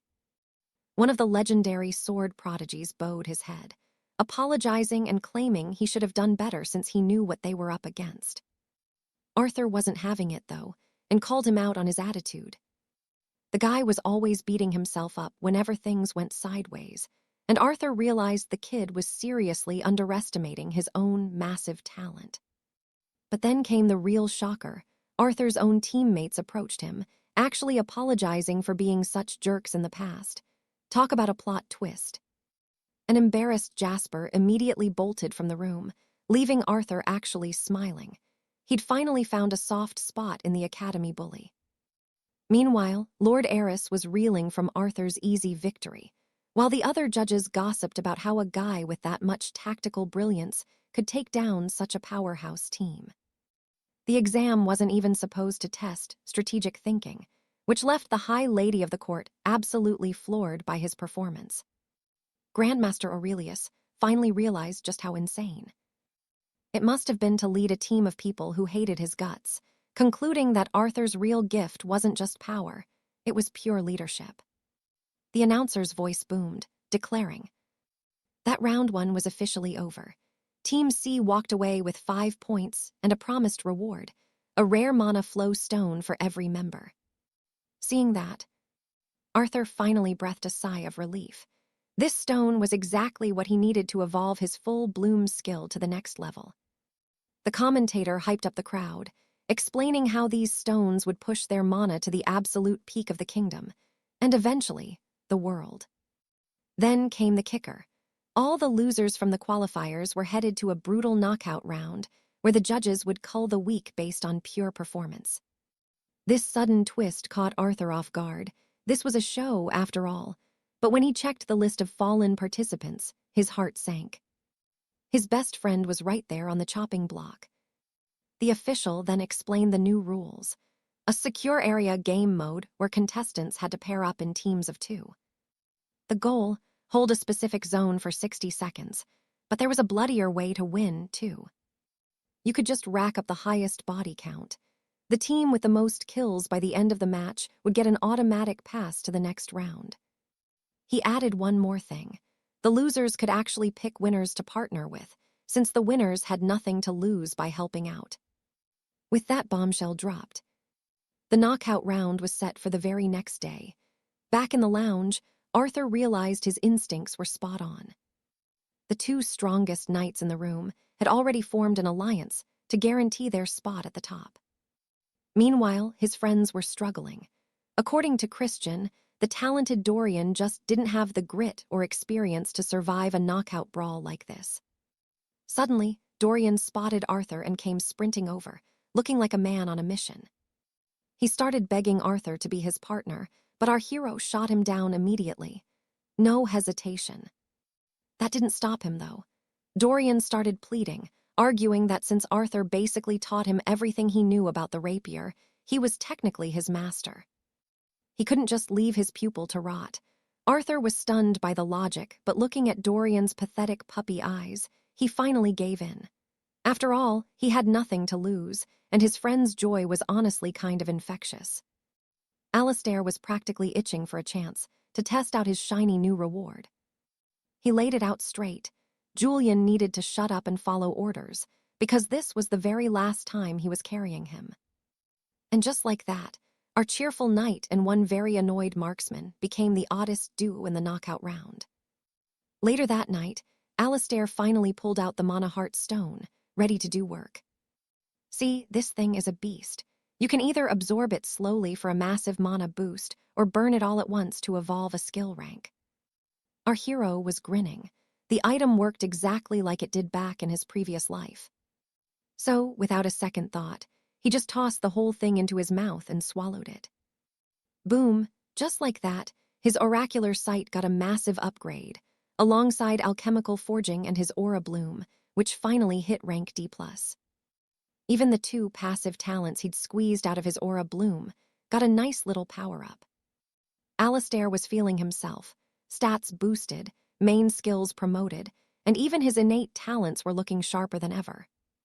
He figured his own copy of the artifact could finally go toe-to-toe with the original legend. With the hard work done, our hero decided to hit the sack. Tomorrow was going to be a long day. Alistair knew the next morning would be anything but boring, and as the sun rose, the curtains on the main event finally lifted. It took him back to the start, beginning his climb as the champion of a noble house that was basically on its last legs. Back then, Grandmaster Kim had offered to turn our boy into a superstar by joining his elite squad.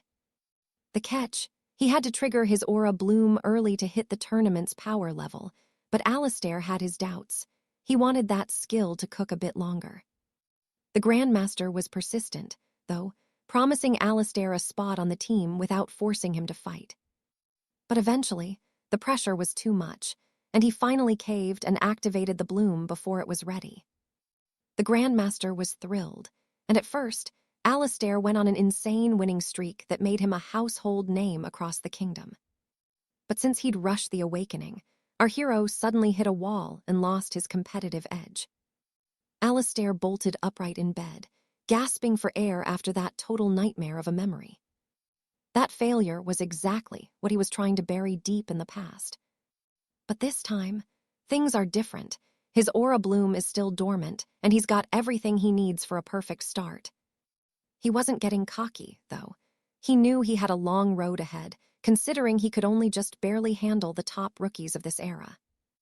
Our protagonist wanted his aura bloom to hit the absolute peak of the ranks before he even thought about awakening it. He's chasing a level of power he never even sniffed in his old life, and honestly, he's just glad the past is staying in the past. Later that day in the prep room, Julian looked at him and said he was ready, claiming his game-winning strategy was locked in. Alistair actually thought for a second that his friend had come up with something clever. Nope, Julian's big plan was literally just, "I'm going to do whatever you tell me to do." Our hero was just baffled. He'd clearly overestimated his buddy, who wasn't exactly the sharpest sword in the armory. Soon enough, the crowds were roaring. The knockout round to fill the final tournament spots was finally kicking off. Alistair felt the teleportation magic take hold, dropping them into a massive walled city with a towering citadel right at its heart. He scanned the area with his ally, realizing they despawned into the standard urban layout of the capital. Julian turned to him, asking if he actually had a plan for this mess. Alistair was blunt. Forget hunting for kills. They were going to sprint for the high throne zone and end this thing immediately. Julian nearly had a heart attack. It sounded suicidal with everyone gunning for them, especially the powerhouse team of Hendrik and Lady Alara. Alistair didn't blink. He told his friend he could quit right now if he didn't have the stomach for it. Julian tried to bargain for a better plan, but Alistair shut him down. There was no time, and the barrier was dropping. "Move, we're rushing the zone," he shouted with only 10 seconds left on the clock. Then, zip, the grappling hook went flying, and Alistair started swinging through the city streets like a madman. While his partner was struggling to even keep up, Alistair was quietly patting himself on the back for picking the best mobility gear in the game. He needed to find the perfect perch near the throne to make sure none of his rivals could even get close. Meanwhile, across the district, Lady Alara was seething. Alistair's previous stunts had forced her to take out an entire team all by herself. In her mind, it was entirely his fault that she was even stuck in these low-level knockout rounds. When her teammate asked what was wrong, she confessed she was just frustrated by how easily they'd lost to Alistair, leaving the sword prodigy drowning in guilt. Seeing the mess before her, Lady Alara snapped at her comrade, demanding he pull himself together because she was done tolerating his constant failures.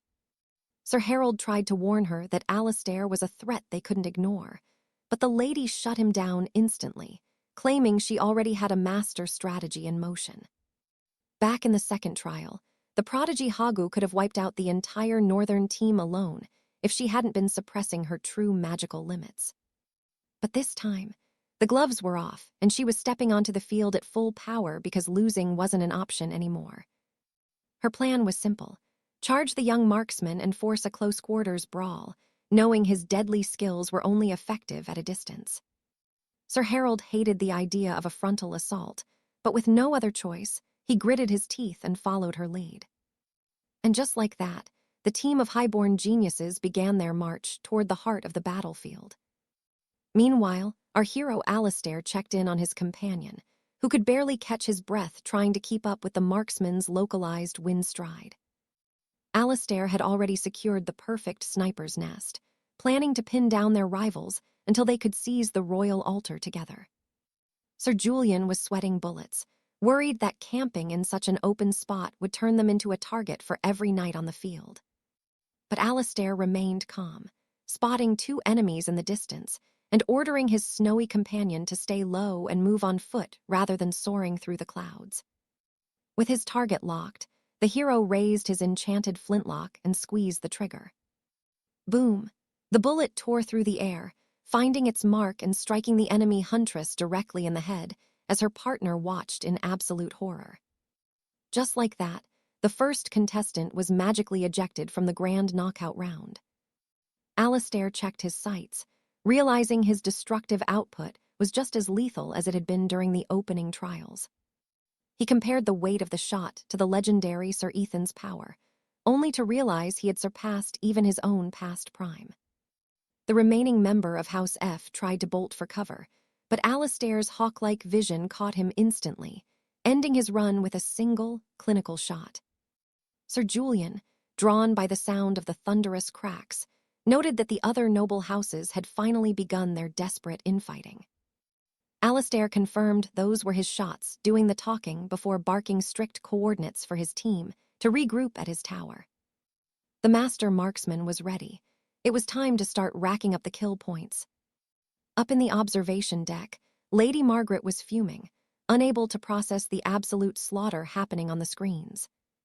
Sir Minsuk simply shrugged, reminding the council that he'd warned them the boy was a natural-born master of the long-range arts.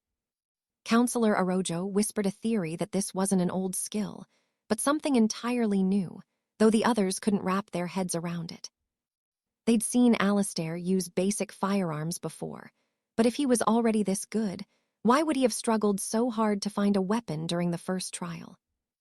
Margaret pointed out that his current lethality was worlds apart from his earlier matches, where he only used shots as a mere distraction to break an enemy's flow. Right at that moment, the doors swung open. The Grand Duke himself, the sovereign of the realm, stepped forward and declared that the prodigy must have finally unlocked the hidden requirements for this forbidden power. The councillors scrambled to their feet, startled by the sudden appearance of their supreme leader and desperate to show proper respect. But the old lion waved them off, telling them not to bother with such formalities for an aging hunter like himself. He revealed he was only there to personally witness the rise of one specific contestant, prompting a relieved Sir Minsuk to ask if the Duke intended to recruit the boy. To everyone's shock, the Duke gave a dry laugh and admitted the boy had already turned him down flat. The sovereign sighed with genuine regret, wishing he had offered the young gunner a more tempting prize to join his private guard. Regardless, he chose to let the past be and focus on the carnage ahead, suddenly demanding a seat to participate in the broadcast himself. Seeing the judges' frozen faces, the old man just chuckled, assuring them he wasn't joking in the slightest. With no room to argue, Lady Margaret had to scramble to integrate the most powerful man in the kingdom into the live commentary. Even the stoic 𝒆𝒈𝒄 felt a chill, wondering what the true endgame was for a first-generation legend like the Duke. Meanwhile, Julian finally reached the obsidian skyscraper, following Alistair's signals until he found the room where his captain was perched. The duo was finally reunited, and so far, every single piece of the puzzle was falling exactly where Alistair predicted. No one had dared to storm the central tower yet, as Julian realized everyone was lurking in the shadows, too terrified of being caught in a crossfire. Out of breath and anxious, Julian demanded to know what the final play was. Alistair looked him in the eye and explained they only had one real threat left, before asking his friend a terrifying question. Would you rather face the sword prodigy or the hammer-wielding titan? Julian froze, his brain struggling to process the sheer insanity of the choice he was being given. He was absolutely horrified, convinced that Alistair was actually expecting him to go out there and kill those monsters in single combat. But Alistair cleared it up quickly. He didn't need a killer. He just needed Julian to be the world's best distraction while he did the heavy lifting. While Julian played the bait and kept the geniuses busy, Alistair would move in the shadows to conquer the royal capture zone alone. Arthur was floored. The strategy was so simple it was actually terrifying, but Christopher just nodded. It was time to move. Lady Seraphina looked at the young genius. You sure about this? A single, confident smirk was his only answer. Later, as they trekked through the shadows, Arthur still couldn't wrap his head around this insane, suicidal gamble. Then they reached the great citadel. The heavy doors groaned open, and there it was, their ultimate goal. They stepped closer. Suddenly, the system alerted everyone. The altar was claimed. But there was a catch: one step out or an intruder stepping in, and the timer resets. The countdown, only 60 seconds. Christopher just grinned. Finally, the chance to actually enjoy himself. Meanwhile, word spread that the prodigy and his crew had seized the tower. Lady Seraphina was baffled. She figured a marksman like him would pick people off from the ramparts, not dive straight for the objective. Lord Alistair narrowed his eyes. He figured Christopher had stumbled upon another ancient, powerful relic. His knights disagreed. This was a plain city district, not some enchanted ruin. No hidden treasures to be found here. Ilara turned to Alistair, who'd actually faced him before. What do you think? Is he just baiting everyone into a trap? Alistair explained that a relic was the only reason Christopher beat him in the first trial, despite the kid's freakish speed and wits. According to the Master Knight, if Christopher didn't have that insane mobility, he never would have fallen for that second stage trap. But here, inside the altar zone, his movement was restricted. He was trapped. Isabella started theorizing. Maybe the boy didn't want the prize at all. Maybe he just wanted to lure everyone in before vanishing. Suddenly, she claimed she'd finally predicted the adversary's real game. Christopher, stuck in that zone with trash stats and no room to run, would have only one play: make the other contestants tear each other apart. While he hid in the shadows, Alistair turned to the hammer genius, Beatrice. What's the plan? She laid it out. They had to cause enough carnage to flush him out, since he clearly wasn't there to actually hold the zone. She was dead certain this plan would hand them the victory. But then total chaos. Team C and a knight from House A were wiped out instantly. Isabella froze. It was way too early for blood. She realized the timer should have reset in the zone, which was now a total battlefield thanks to the fleeing hero. That's when her companion pointed at the magical display. Only 20 seconds left in the knockout round. She was absolutely stunned. Beatrice was lost. She had no idea what Christopher was actually plotting. Meanwhile, back at the altar, our hero waited. Arthur was still doubting the plan, fighting every single contestant at once. But Christopher knew he was the ultimate failsafe, guarding his mentor's legacy. Arthur, he still thought this was a disaster. Boom, the door burst open. A hunter charged in, demanding a fair duel, only to get a bullet right through his skull. A member of House A, dead. Arthur could only stare in shock. Then the wall literally exploded. A spearman carved his way through the stone, emerging from the dust. Christopher opened fire. But the spearman dove behind a massive rock. Christopher realized his firearms didn't have the punch to pierce through solid walls. Seeing more enemies closing in, he didn't even sweat. Why? Because he had a master swordsman. Arthur stepped up, blades clashing. Christopher spotted the spearman's partner, trying to creep up behind him. He tapped into his eagle eye skill, locking onto every target before dropping them all in a hail of lead. Team C, done. He checked the clock. 30 seconds down, 30 to go. They were halfway to winning the whole round right there. But winning wasn't enough. Christopher wanted total destruction. Moments later, the two geniuses reached the tower. Lady Beatrice froze. Two mysterious figures were waiting for them in the shadows. She screamed for her comrade to draw his steel. It was him, Christopher, staring them down with his flintlocks aimed at their chests. A shot rang out, grazing the pillar beside him. Christopher fired again, but suddenly he was right in the middle of it, trapped between the hammer genius and the sword prodigy. Just then, the massive stone pillar began to splinter, terrifying the young squire. But for our hero, Arthur, everything was going exactly as he'd planned. The entire watchtower started to buckle and collapse as the main support beam gave way. Staring at the wreckage of the capture zone, the hammer-wielding knight panicked, unsure of what to do next. There were less than 20 seconds left on the clock for this knockout round. Sensing the pressure, Hugh and Hans decided to stop playing it safe and charged straight for the objective. Suddenly, the roar of magic flintlocks echoed through the air, followed by screams that sent shivers down the young lady's spine. 3 more contestants were gone in an instant. She looked around desperately, trying to figure out how to stop a shooter she couldn't even see. The arcane pistol leveled once again, 1 shot. Another hunter fell dead. The girl was blind, trapped in a cloud of thick dust as the entire building turned to rubble around her. Arthur kept his cool. He knew he couldn't survive a head-on brawl against those kinds of numbers.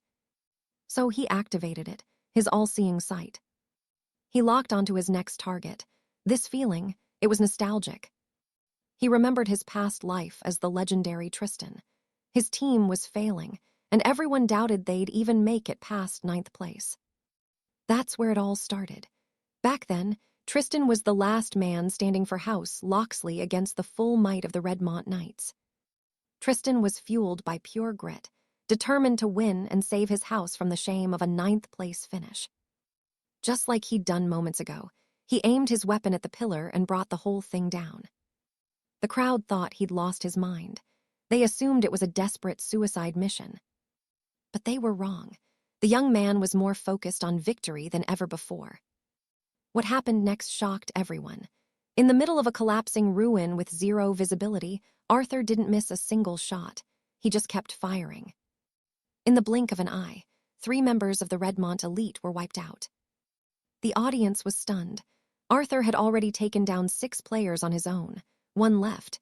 They were watching a legendary clutch victory. But then, disaster. He pulled the trigger, only to realize he was completely out of mana, and there was a blade right above his head. Just like that, Tristan was cut down, exactly as the bookies had predicted. Redmont took the crown, while House Locksley plummeted to 9th place. Later, in the dark locker rooms, our hero felt nothing but a hollow emptiness. That one moment marked the end of a legendary career. But in this life, things were different. He had the hammer genius right in his sights. She tried to dodge, but she was way too slow. Game over. Our hero, who wasn't about to let history repeat itself, completely dismantled the team of prodigies. Even the high judges were speechless. A lone gunner had wiped the floor with everyone while the zone closed in. Arthur had secured the win by hitting 2 different victory conditions at the exact same time. Lord Alaric had to admit it. This kid moved like a seasoned professional knight. Lord Milton just smiled. He knew he picked a winner from the very beginning. He bragged to the others about spotting the talent early, pointing out how the boy's marksmanship was clearly on another level. His colleague finally agreed that the kid had potential. Still, he couldn't wrap his head around how he hit those targets through the thick dust. Sir Michael asked if he had some secret training from childhood. In this world, accuracy like that has to be a specialized skill. According to the judge, this prodigy simply had absolute faith in his own aim. Later, as the surviving hunters gathered, Arthur checked the kingdom's social scrolls to see what people were saying. Reading the praise, the young man admitted that even he would have enjoyed watching such a one-sided beatdown. But behind the scenes, it wasn't that easy. Arthur knew he'd been pushed to the limit, only winning because of carefully planned ambushes and old strategies he'd mastered long ago. Suddenly, his Royal Grace rank jumped from D to C after winning the trials through both methods. The hero unlocked a new talent, Legendary Marksman, giving him insane range and a guided bolt to curve his attacks. Sir Dorian then caught up to him, accusing him of being a sandbagger who'd been hiding his true power all along. He praised the performance and immediately asked if he could try out that fancy magic flintlock. The blonde knight joked that Arthur should have warned him about having enough mana to kill a whole army before asking about his aim. Our hero just said he was following his instincts, but that wasn't good enough for the swordsman. Dorian called him a moody genius for keeping secrets from his best friend. Upon hearing these words, Arthur felt a cold shiver of reality. Ever since his soul had been pulled into this world, he'd only shared words with his sentient blade, and the crushing weight of his isolation finally hit him like a physical blow. Suddenly, the three Grand Arbiters took the stage, and Lord Alaric addressed the crowd with a grim truth.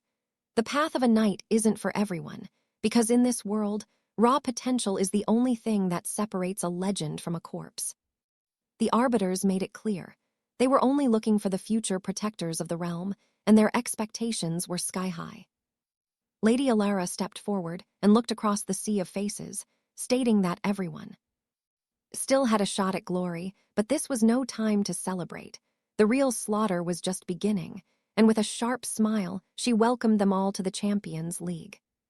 Sir Julian then took the floor, explaining that their order prized speed above all else, which is why they'd already been tracking several young prodigies destined to shake the foundations of the kingdom. Hearing that, Arthur couldn't help it. A smirk touched his lips, pure, unadulterated pride. The third arbiter laid out the final test, a brutal 7-on-7 skirmish between two balanced squads. In 7 days, the teams would be drawn by lot. The top performer would be knighted as MVP, with the runner-up taking second honors. But then came the kicker. The arbiters revealed a special guest would be joining the finals, and Arthur's interest was officially piqued. Later that day, as the candidates shuffled out of the great arena, Arthur was intercepted by a scout from House Lionshart, quickly followed by another man representing the prestigious House Ravencrest. Staring at these vultures, Arthur knew he needed more than just a name. He needed a brotherhood that actually fit his style.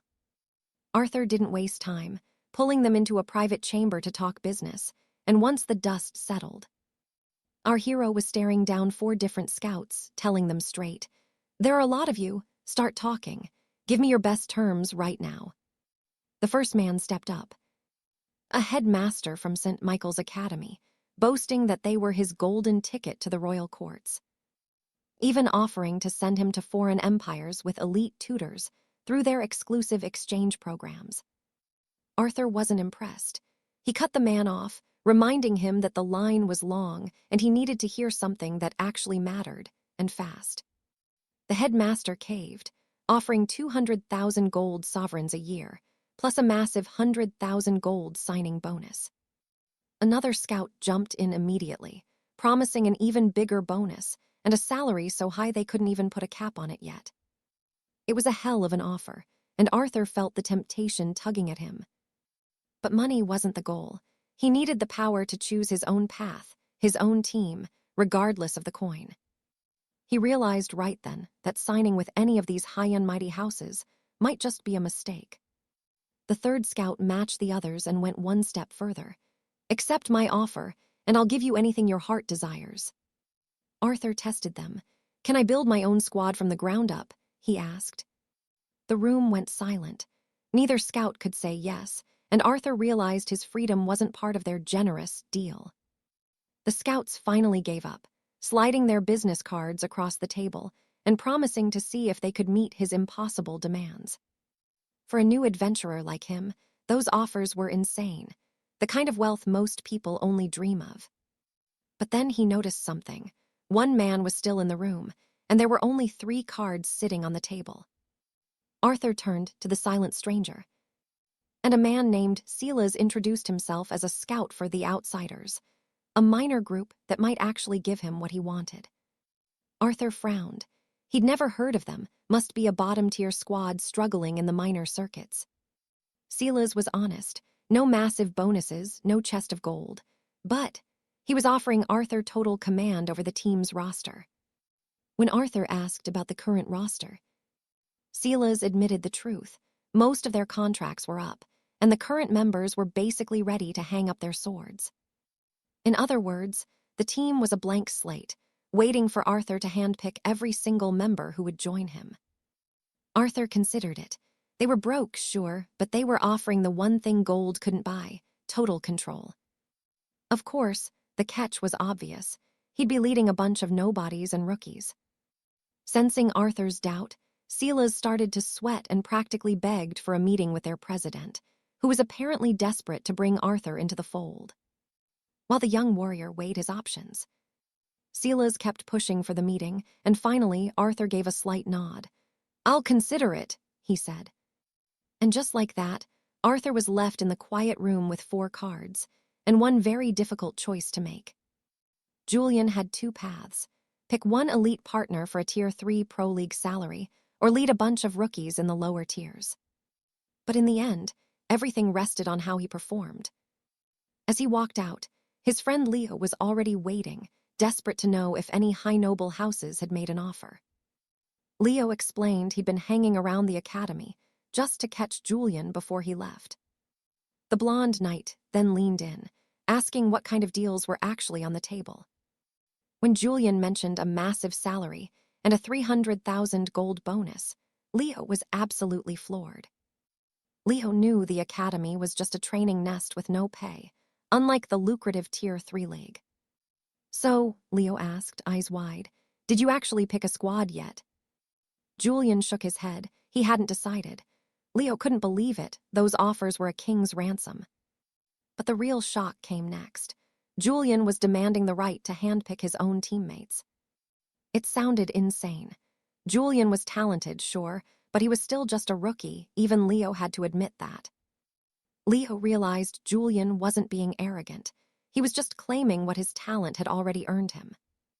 It made him wonder, could he squeeze even more out of the recruiters by forcing them to respect his worth? Seeing Julian nod, Leo assumed his friend was finally coming to his senses and dropping the draft demand. Wrong. Julian doubled down, explaining he just needed to prove his dominance so recruiters would have no choice but to agree. Meanwhile, Alistair, the kingdom's sword prodigy, stumbled out of his own meeting looking completely drained. The recruiters were relentless, ignoring his student status until a sudden notification pinged on his device. Curious, he checked his messages. It was Garrick, the hammer master, telling him he shouldn't have even given those vultures his time. Alistair was stunned by the perfect timing. He began to wonder where Julian would choose to go next. It made sense, considering Julian was the first ever marksman to rise from the kingdom's ranks. Alistair was still haunted by how Julian hadn't missed a single shot, even with his vision completely blurred. He knew one thing for sure: meeting Julian again in Tier 3, or even higher, would be one hell of a show. The sword genius was genuinely buzzing for his next encounter with the legendary gunner. A bit later, Leo asked Julian if he had any gear to fix as they walked toward the Royal Forge. The question caught Julian off guard, especially since the night lead match was fast approaching. They needed mana relics, but Leo thought their flight gear was enough. Julian sighed. His friend clearly hadn't been watching the pros. There's a massive world of mana relics out there. Picking the right tool for the right enemy is how you win. Just then, the Forge Master welcomed the 2 young knights, asking if they'd ever visited her shop before. She offered to tune their gear or fix their blades, then suggested they browse the new relics since they were fresh faces. And just like that, they were standing in front of a hoard of high-end gear that had Leo's jaw hitting the floor.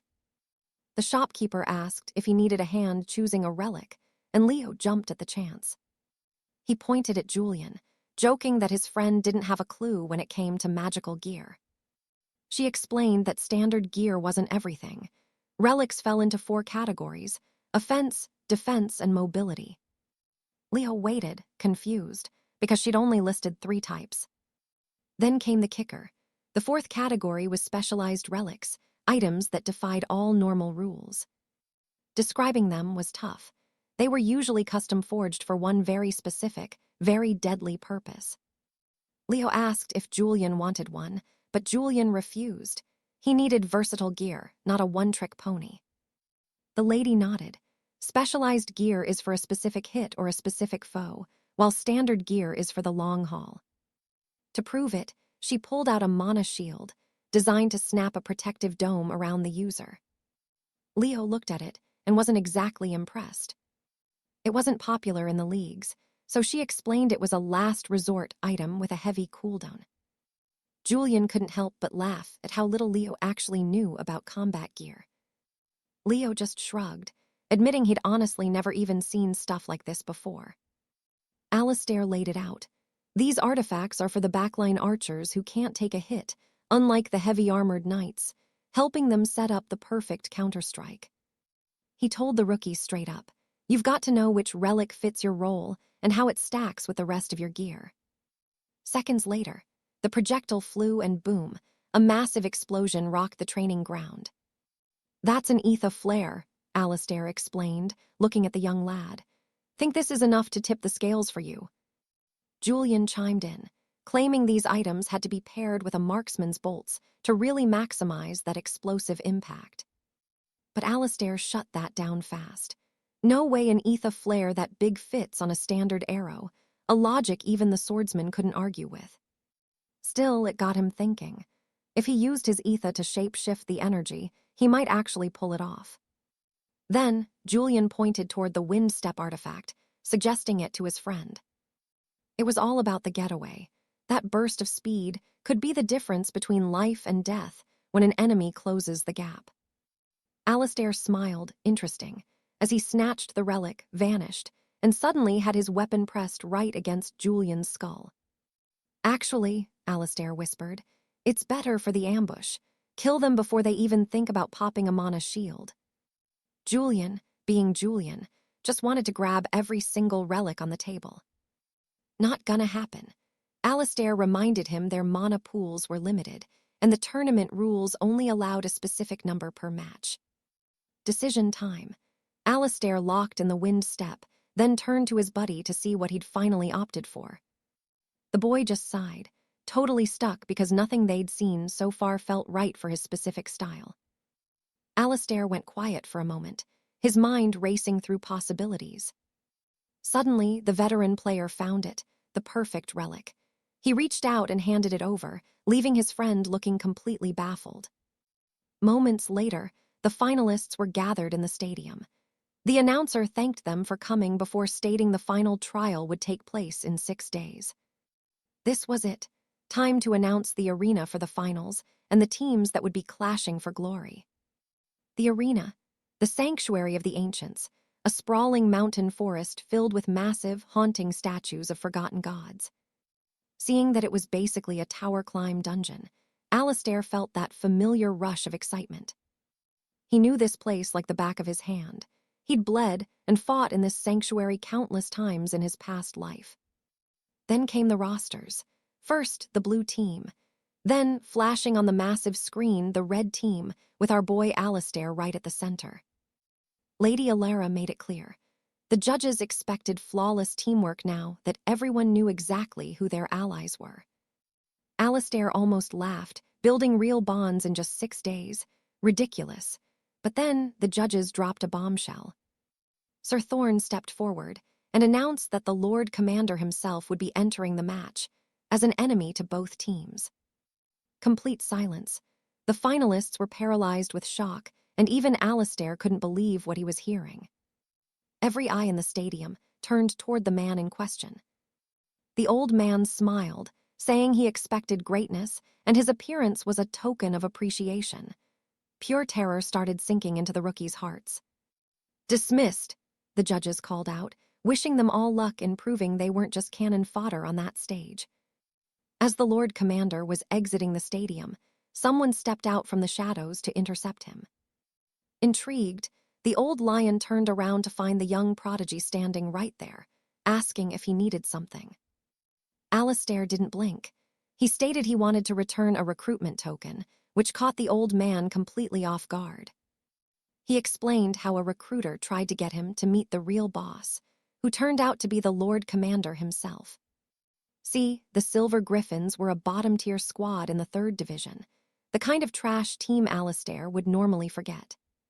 But he remembered the truth from his past life.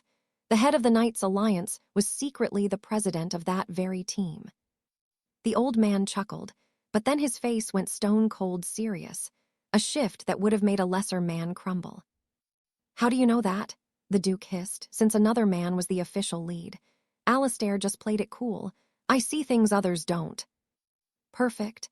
That shady, vague response was exactly what Alistair needed to keep the upper hand.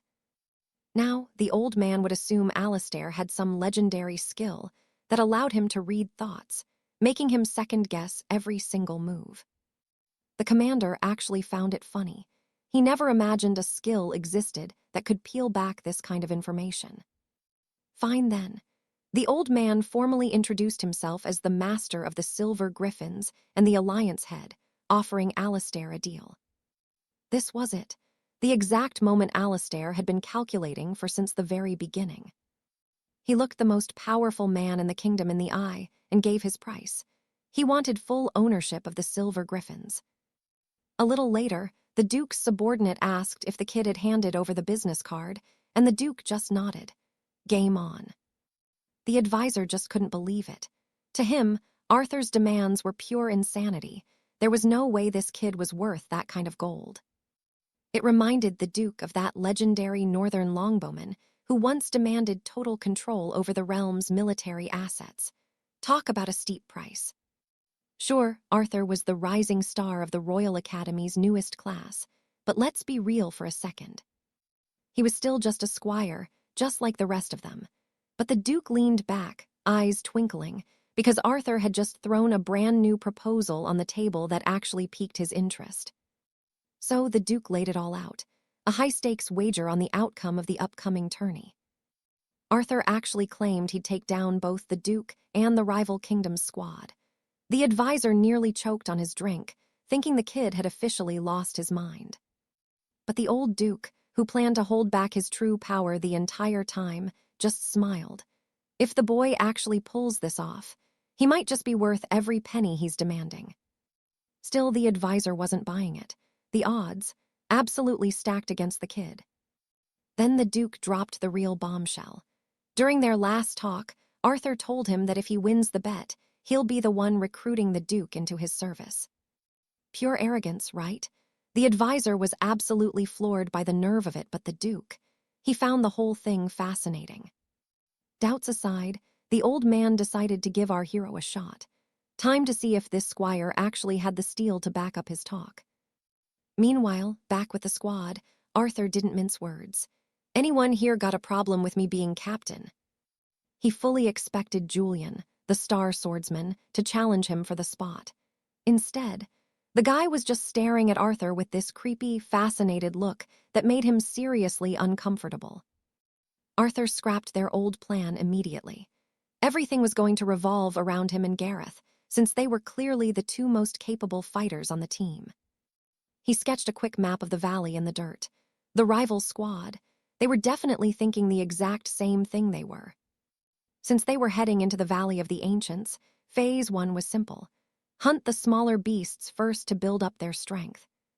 But Arthur knew the Duke's presence on the field changed everything. It was going to force a few of them to break off and follow a much riskier path. So, the moment the horn sounds, and the trial officially begins. While the rest of the team hunts for resources, Arthur, his friend, and the sword prodigy are going on a hunt of their own. Their target, the Duke himself. The team was absolutely stunned.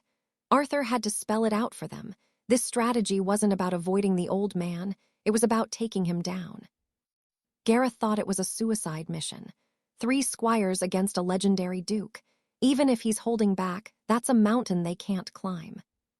The team's mage spoke up, acknowledging that Arthur had been incredible in the first few trials. But that didn't make him the strongest knight in the kingdom, not by a long shot. He told Arthur he needed to humble himself before he got them all killed. Arthur didn't have time for petty grudges or ego trips, but just as he was about to shut it down, Gareth stepped in. Look, everyone here knows the Duke is a literal force of nature. But Arthur has already proven he's a solid leader. If he says there's a way, they should at least trust him. This actually surprised Arthur. The guy who had been his rival this whole time was now backing him up. Interesting. But he didn't linger. He clarified they weren't going for a head-on brawl. Just listen to the plan, he told them. It's logical, it works. You could see it in his eyes, that raw, burning hunger for victory. Later, the High Priestess silenced the cheering crowd before explaining how this final match would actually work. Using shimmering illusions, she showed how these trials are 7 versus 7 matches, with the rules shifting depending on the terrain. Phase 1 is the hunt. Slay the monsters of the valley to level up your gear and skills. Then comes the mission stage. Both teams have to capture ancient shrines or take down legendary neutral guardians.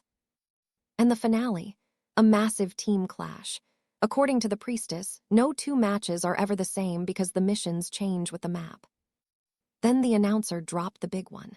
The Grand Master of the Knight Association himself would be joining the fray.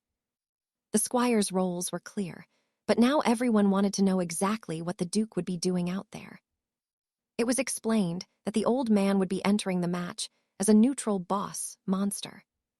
People were genuinely worried, though. Duke Sterling is one of the mightiest knights of the first generation, a total powerhouse. The kids wouldn't be able to touch him. Because of that, the Duke's combat stats were being lowered by 2 full points for the match. The commentators noted that in the high-stakes leagues, even a tiny stat difference is massive. Now, the squires might actually stand a fighting chance. 1 legendary knight versus 2 teams of 7. It was the kind of handicap match that gets the whole kingdom screaming. The herald turned to the massive audience, declaring that this was the finale everyone had been waiting for. The greatest knight of the old guard against the most talented newbies in the realm. And with that, the magical broadcast finally went dark. Behind the scenes, an official nudged the judge. So, what's the verdict? You're still betting on Arthur, aren't you? Duke Sterling didn't mince words. He flat-out claimed Arthur, our young prodigy, was destined to lose this grand finale. Before digging deeper, he turned to his companion, asking if she truly understood why the Lord Commander himself had decided to step onto the battlefield.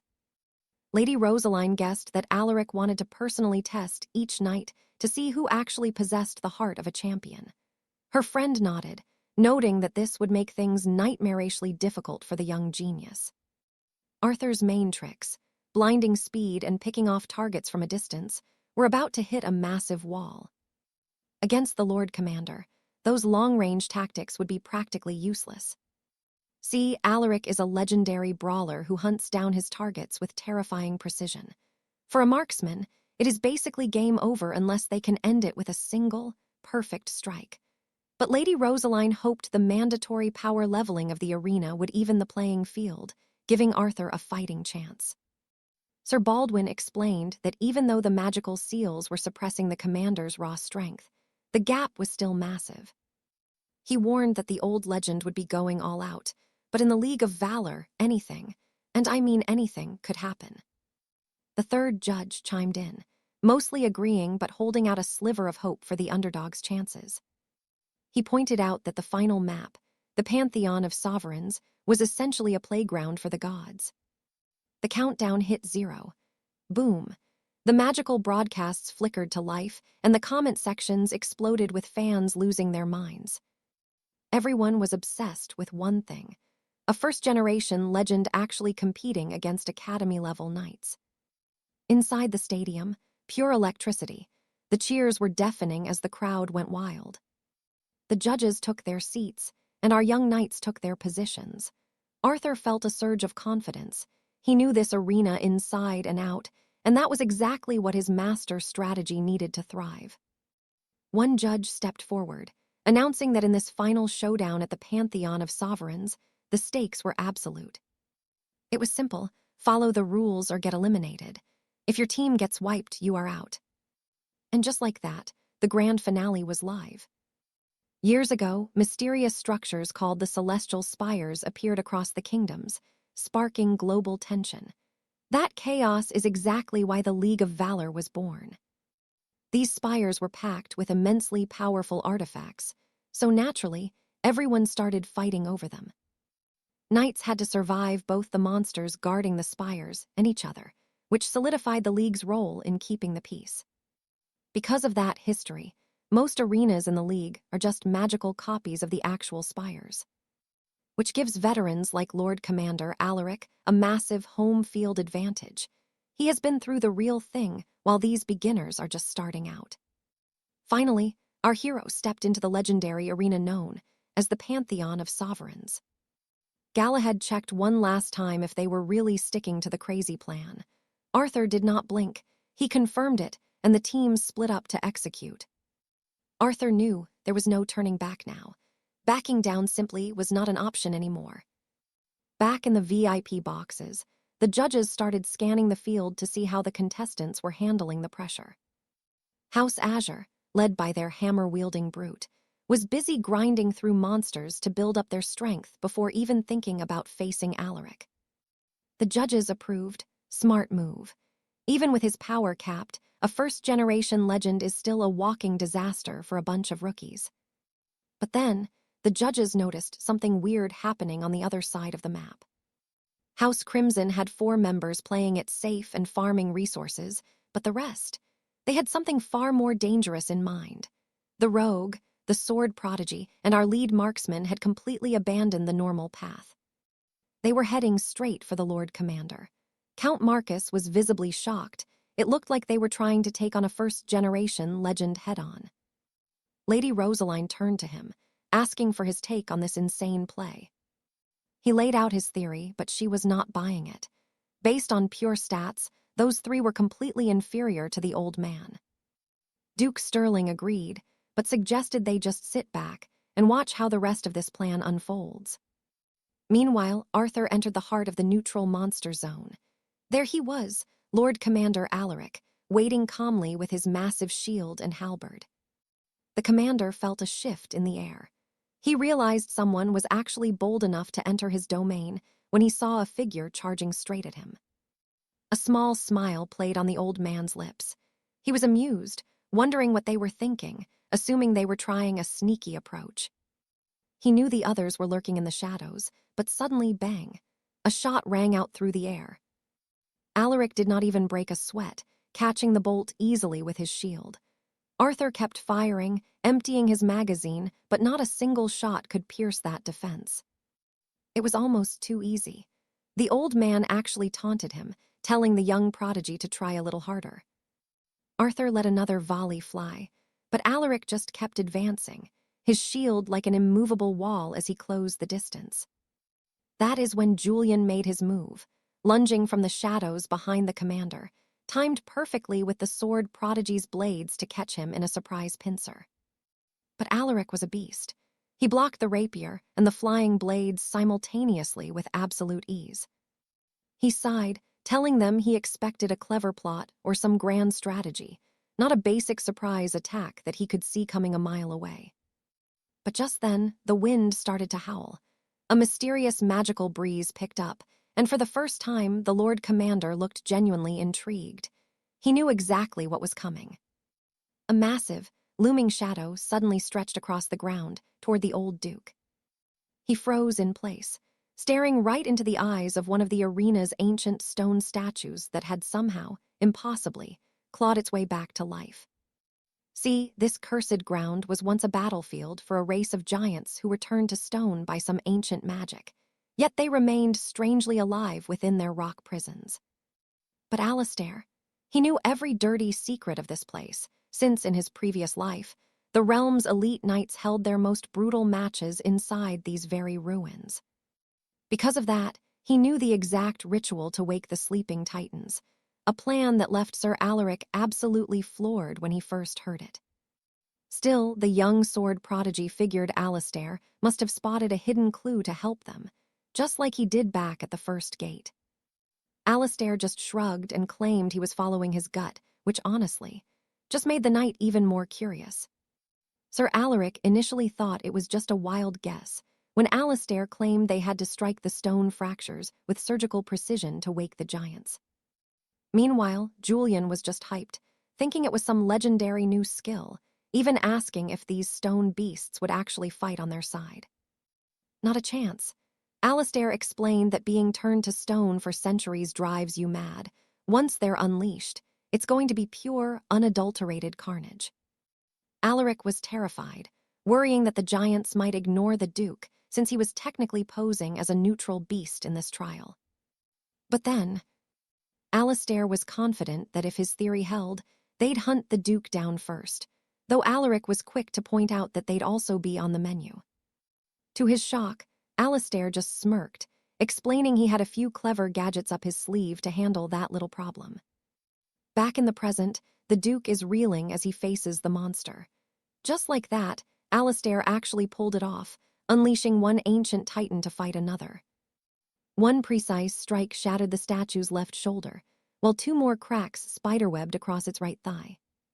The old man finally saw through it. Alastair wasn't trying to hit him directly. He was just a distraction while the boy woke the giants, secrets he shouldn't even know exist yet. And this. It only made the Duke more confused, wondering how on earth a rookie could build a master plan around secrets he's never even seen before. Right on cue, the stone giant lunged, swinging those massive, world-ending fists right at the old man's head. But the Duke is a legend for a reason. He caught the blow dead on with his shield without moving an inch. Honestly, he was more worried about where the three kids had vanished to than the monster, until he realized the rookies were using invisibility cloaks. It's a niche bit of gear, really. Hard to master, and it only hides you for a few fleeting heartbeats. The giant brought its massive axe down again. Boom. But once more, the Duke's shield was right there, unwavering and solid as a mountain. Suddenly, Alastair ghosted out from behind a wall, leveled his pistol, and let a round fly straight at the Duke's head. The old man realized the game now. These kids weren't going to give him a single second to catch his breath. He just smirked, though. With one massive surge of energy, he froze that bullet dead in midair before it could even get close. The old man actually started laughing. It had been decades since a mere rookie managed to back him against the wall like this. The legendary knight praised the kid's brilliant strategy, but he made it very clear that he hadn't been defeated just yet. He declared them equals on this battlefield and challenged Alastair to show him every single talent in his arsenal. The stadium erupted. People were screaming in the stands, and Lady Madeline, she looked like she'd seen a ghost. Baron Arthur figured it out first. Those missed shots weren't accidents. Alastair was aiming for the statues the whole time to wake them up. Think about it. He fakes an attack, hits the stone fractures perfectly, and then vanishes so the Duke is the only target the giant sees. Lord Stirling was absolutely floored, growing more and more amazed by the sheer, terrifying potential in this young prodigy. He leaned in, mesmerized, as the crowd outside continued to go absolutely wild for this legendary showdown. Meanwhile, Alastair realized the old legend was every bit as tough as the stories said, so he decided it was time to put in some real effort. So while the Duke was busy wrestling with the reanimated Titan, Alastair stepped out from his hideout and pulled the trigger again. But here's the kicker. He was aiming for another sleeping statue, but the Duke moved like lightning, slamming his shield down to block the shot just in time. Just like that, the old man saved himself from having to deal with another massive opponent. He landed on the statue's head, dodged a massive axe swing, and told Alastair, sounding almost disappointed, that he already knew that trick. Alastair had no choice but to get serious. He activated his all-seeing eye, tracking every tiny twitch and movement the old man made. He studied that shield for a heartbeat, then decided to switch things up and let another round fly. The Duke just laughed, letting the bullet ping off his shield before telling the kid his tricks were getting a bit useless. But wait, the main bullet didn't stop. And right then, a second shot slammed directly into the back of the first. Duke Ironheart watched in absolute shock. Every magic bolt from the boy's crossbow ricocheted in wild, impossible directions, bouncing off each other with terrifying precision. The trick worked. Another massive stone golem shattered, and just like that, two of the sleeping stone giants were wide awake and absolutely furious. The legendary veteran knight was suddenly in a world of trouble. Alaric knew the truth. Even a warrior as legendary as the Duke would struggle against two giants at once. It was time. He reached out to his two squires. "The rest of the unit will be here soon," he signaled, before asking if they remembered the plan. They both gave the word, loud and clear. Elsewhere in the forest, the rest of the squad was busy finishing off a pack of savage direwolves. Julian breathed a sigh of relief as the last beast fell. He still didn't quite understand the commander's master plan, though. But he chose to trust him. After all, the commander had said Julian was the most reliable knight of the four of them. The orders were simple: slay monsters safely, lure out the Azure Knights, and the moment contact is made, run immediately. Master Hugo was genuinely impressed. Most leaders forget to plan for the retreat, but our hero, he had an escape route ready from the start. Then it happened. The Azure Knights appeared, hunting them down, exactly like Alaric predicted. Master Hugo, determined to win this grand tournament, gave the signal to his team. "Retreat! Now, move as fast as your horses can carry you." But they weren't fast enough. The Crimson Knights were spotted. Lady Beatrix, the hammer-wielding brute of House Azure, roared for her team to give chase. Jasper grit his teeth. This was the mission: to act as bait and lead the enemy team right where our hero wanted them. But with Beatrix and her massive warhammer breathing down his neck, he started to wonder if this plan was actually a suicide mission. "Keep running, don't swerve," the young man yelled to his partner as two magic bolts hissed through the air right past their heads. Lady Katarina kept sprinting until she froze.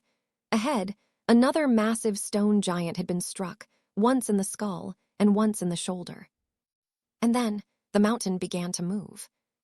She realized too late she'd wandered into the beast's lair.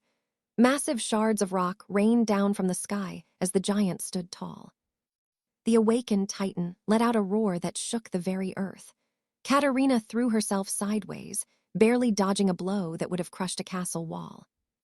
Master Hugo was baffled. The protagonist was supposed to be locked in a duel with Duke Ironheart. How was he causing chaos way over here? While the old Duke was busy fighting off two stone titans single-handedly. Alaric contacted his ally. "Keep the chaos going," he demanded. The reply was grim. He couldn't buy much time. "I only need 3 minutes," Alaric shot back. Jae-sung asked for the plan, desperate for an answer, but the hero stayed silent. The legendary strategist turned to Silas and Alara. "Stay hidden under those mantles. On my signal, we strike and wipe the Crimson Knights off the map." He began the count. 1, 2, 3. The signal was given, and his friends stood ready for blood. They threw off their shadow mantles and charged like a whirlwind, blades gleaming in the sun. They went straight for Lady Beatrix and her squad. The hammer wielder realized instantly she was completely cornered and in deep trouble. "Ignore the golems," she screamed to her team. "Focus on the main enemy and dodge those falling rocks. We win this now." Then it happened. Sister Seraphina unleashed her ultimate magic, Sanctuary.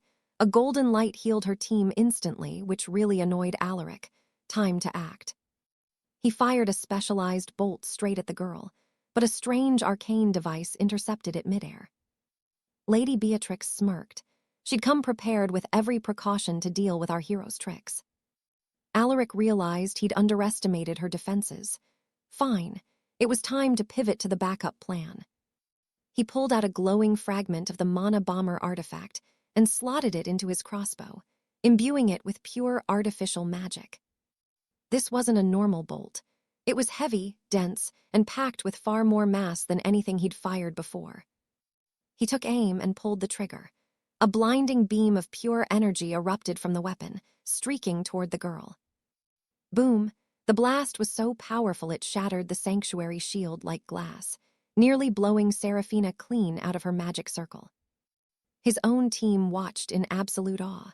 They'd never seen power like this before, not from him, and not from anyone else. Even Alaric was surprised. He actually pulled off the mana bomber shot. Meanwhile, Lady Beatrix was bleeding and broken. Her healing magic tried to knit her wounds back together, but the damage was severe. She growled, barely dodging a strike from a levitating blade. She was losing control, and she knew she had to take out the Crimson team now. She braced herself, drawing on her final reserves of strength for one last stand. In this night's tournament, you only have two choices to gain power: hunt the monsters of the wild or slaughter the knights in your way. But as the girl charged, a bolt slammed into her back. Alaric watched coldly. The Crimson team was finished, nearly wiped out. Meanwhile, Duke Ironheart finally ended his struggle, cleaving a massive stone giant in half with one legendary, earth-shattering swing. Lord Arthur stood amidst the wreckage of the two stone guardians he'd just obliterated. Despite his wounds, the old man had a grim smile on his face. Honestly, he'd been itching for a real fight like that for ages. With the statues cleared, he turned his attention back to the young prodigy to finish their little conversation. But Christopher didn't skip a beat, coldly stating that they really didn't have much left to talk about. The chairman was genuinely impressed by the boy's tactical brilliance. Most modern sentinels like Sir Arthur just relied on raw, meathead strength, but this kid actually used his head. Focusing his remaining mana, the old duke explained that back in his day, when they were reclaiming the dread spires, strategy wasn't just a choice. It was the only thing keeping you alive. Suddenly, the old man stopped mid-sentence and hurled his weapon. Someone dodged it by a hair's breadth at the absolute last second. Talk about reflexes. Christopher was stunned. Even with invisibility active, the chairman must have tracked him down just by the sound of his breathing. That is some legendary-level intuition. Sir Dorian assumed the old man had to be exhausted by now. He was certain that if the team moved now, they could finally take the legend down. Dorian lunged forward with incredible speed, but it was a trap. The chairman parried the strike like it was nothing and eliminated him with one single, precise thrust. Then, with a casual flick of his shield, the old man blocked a high-speed bullet and a swarm of flying swords simultaneously. While Harrison was fuming, Christopher began to realize just how massive the canyon was between talented rookies and a first-generation titan. No matter how hard they pushed themselves or how much blood they spilled. After the telepath was cut down by the overwhelming old man, it looked like the only survivors left for Team Crimson were the marksman and the sword prodigy. The old duke looked at the boy and asked if this sudden turn of events had caught him off guard. To Harrison's absolute shock, Christopher just nodded. He'd predicted this entire massacre. Now, the chairman was actually excited to see what kind of desperate strategy the boy would use to try and drop him. Without a second to lose, the marksman gave the signal to the sword prodigy. It was now or never. Harrison poured every drop of his power into his blades and launched them like rockets. But Lord Arthur didn't even flinch, casually catching the impact on his heavy shield. Then the old lion charged. He eliminated Harrison in a flash, leaving the marksman as the very last player left in the entire match. Standing alone against a first-generation legend. Yeah, our hero was officially sweating bullets. It was time. Christopher was about to go head-to-head with the ultimate monster of the arena. He realized then that the old man was a pure tank, the ultimate predator for a precision fighter like him. He was completely outmatched and out of position. Lord Arthur charged straight in, declaring his victory as he drove his spear deep into Christopher's chest. Game over, right? Wrong. Christopher actually let out a smile before pulling the pin on a hidden ether charge. Then, boom, a massive explosion ripped through the arena. The entire crowd went silent, holding their breath as they waited for the dust to settle. Even Lady Alara was on the very edge of her seat. As the smoke finally cleared, everyone gasped. Both the legend and the rookie were lying motionless on the ground. Beatrice was absolutely floored. Christopher had secured the win for his team, and the judge couldn't even wrap his head around it. This kid actually used a suicide blast to take down the chairman. That is an insane achievement. That's when it hit them. The most dangerous person in this entire match wasn't the legendary chairman. It was the genius marksman who was willing to blow himself up to win. Later, as he stood on the victory podium, Christopher looked miserable. He was disappointed because he knew if he just dodged that spear before the blast, he could have one without going down too. Seeing him look so gloomy, his friend told him to snap out of it and celebrate. But the boy just shook his head.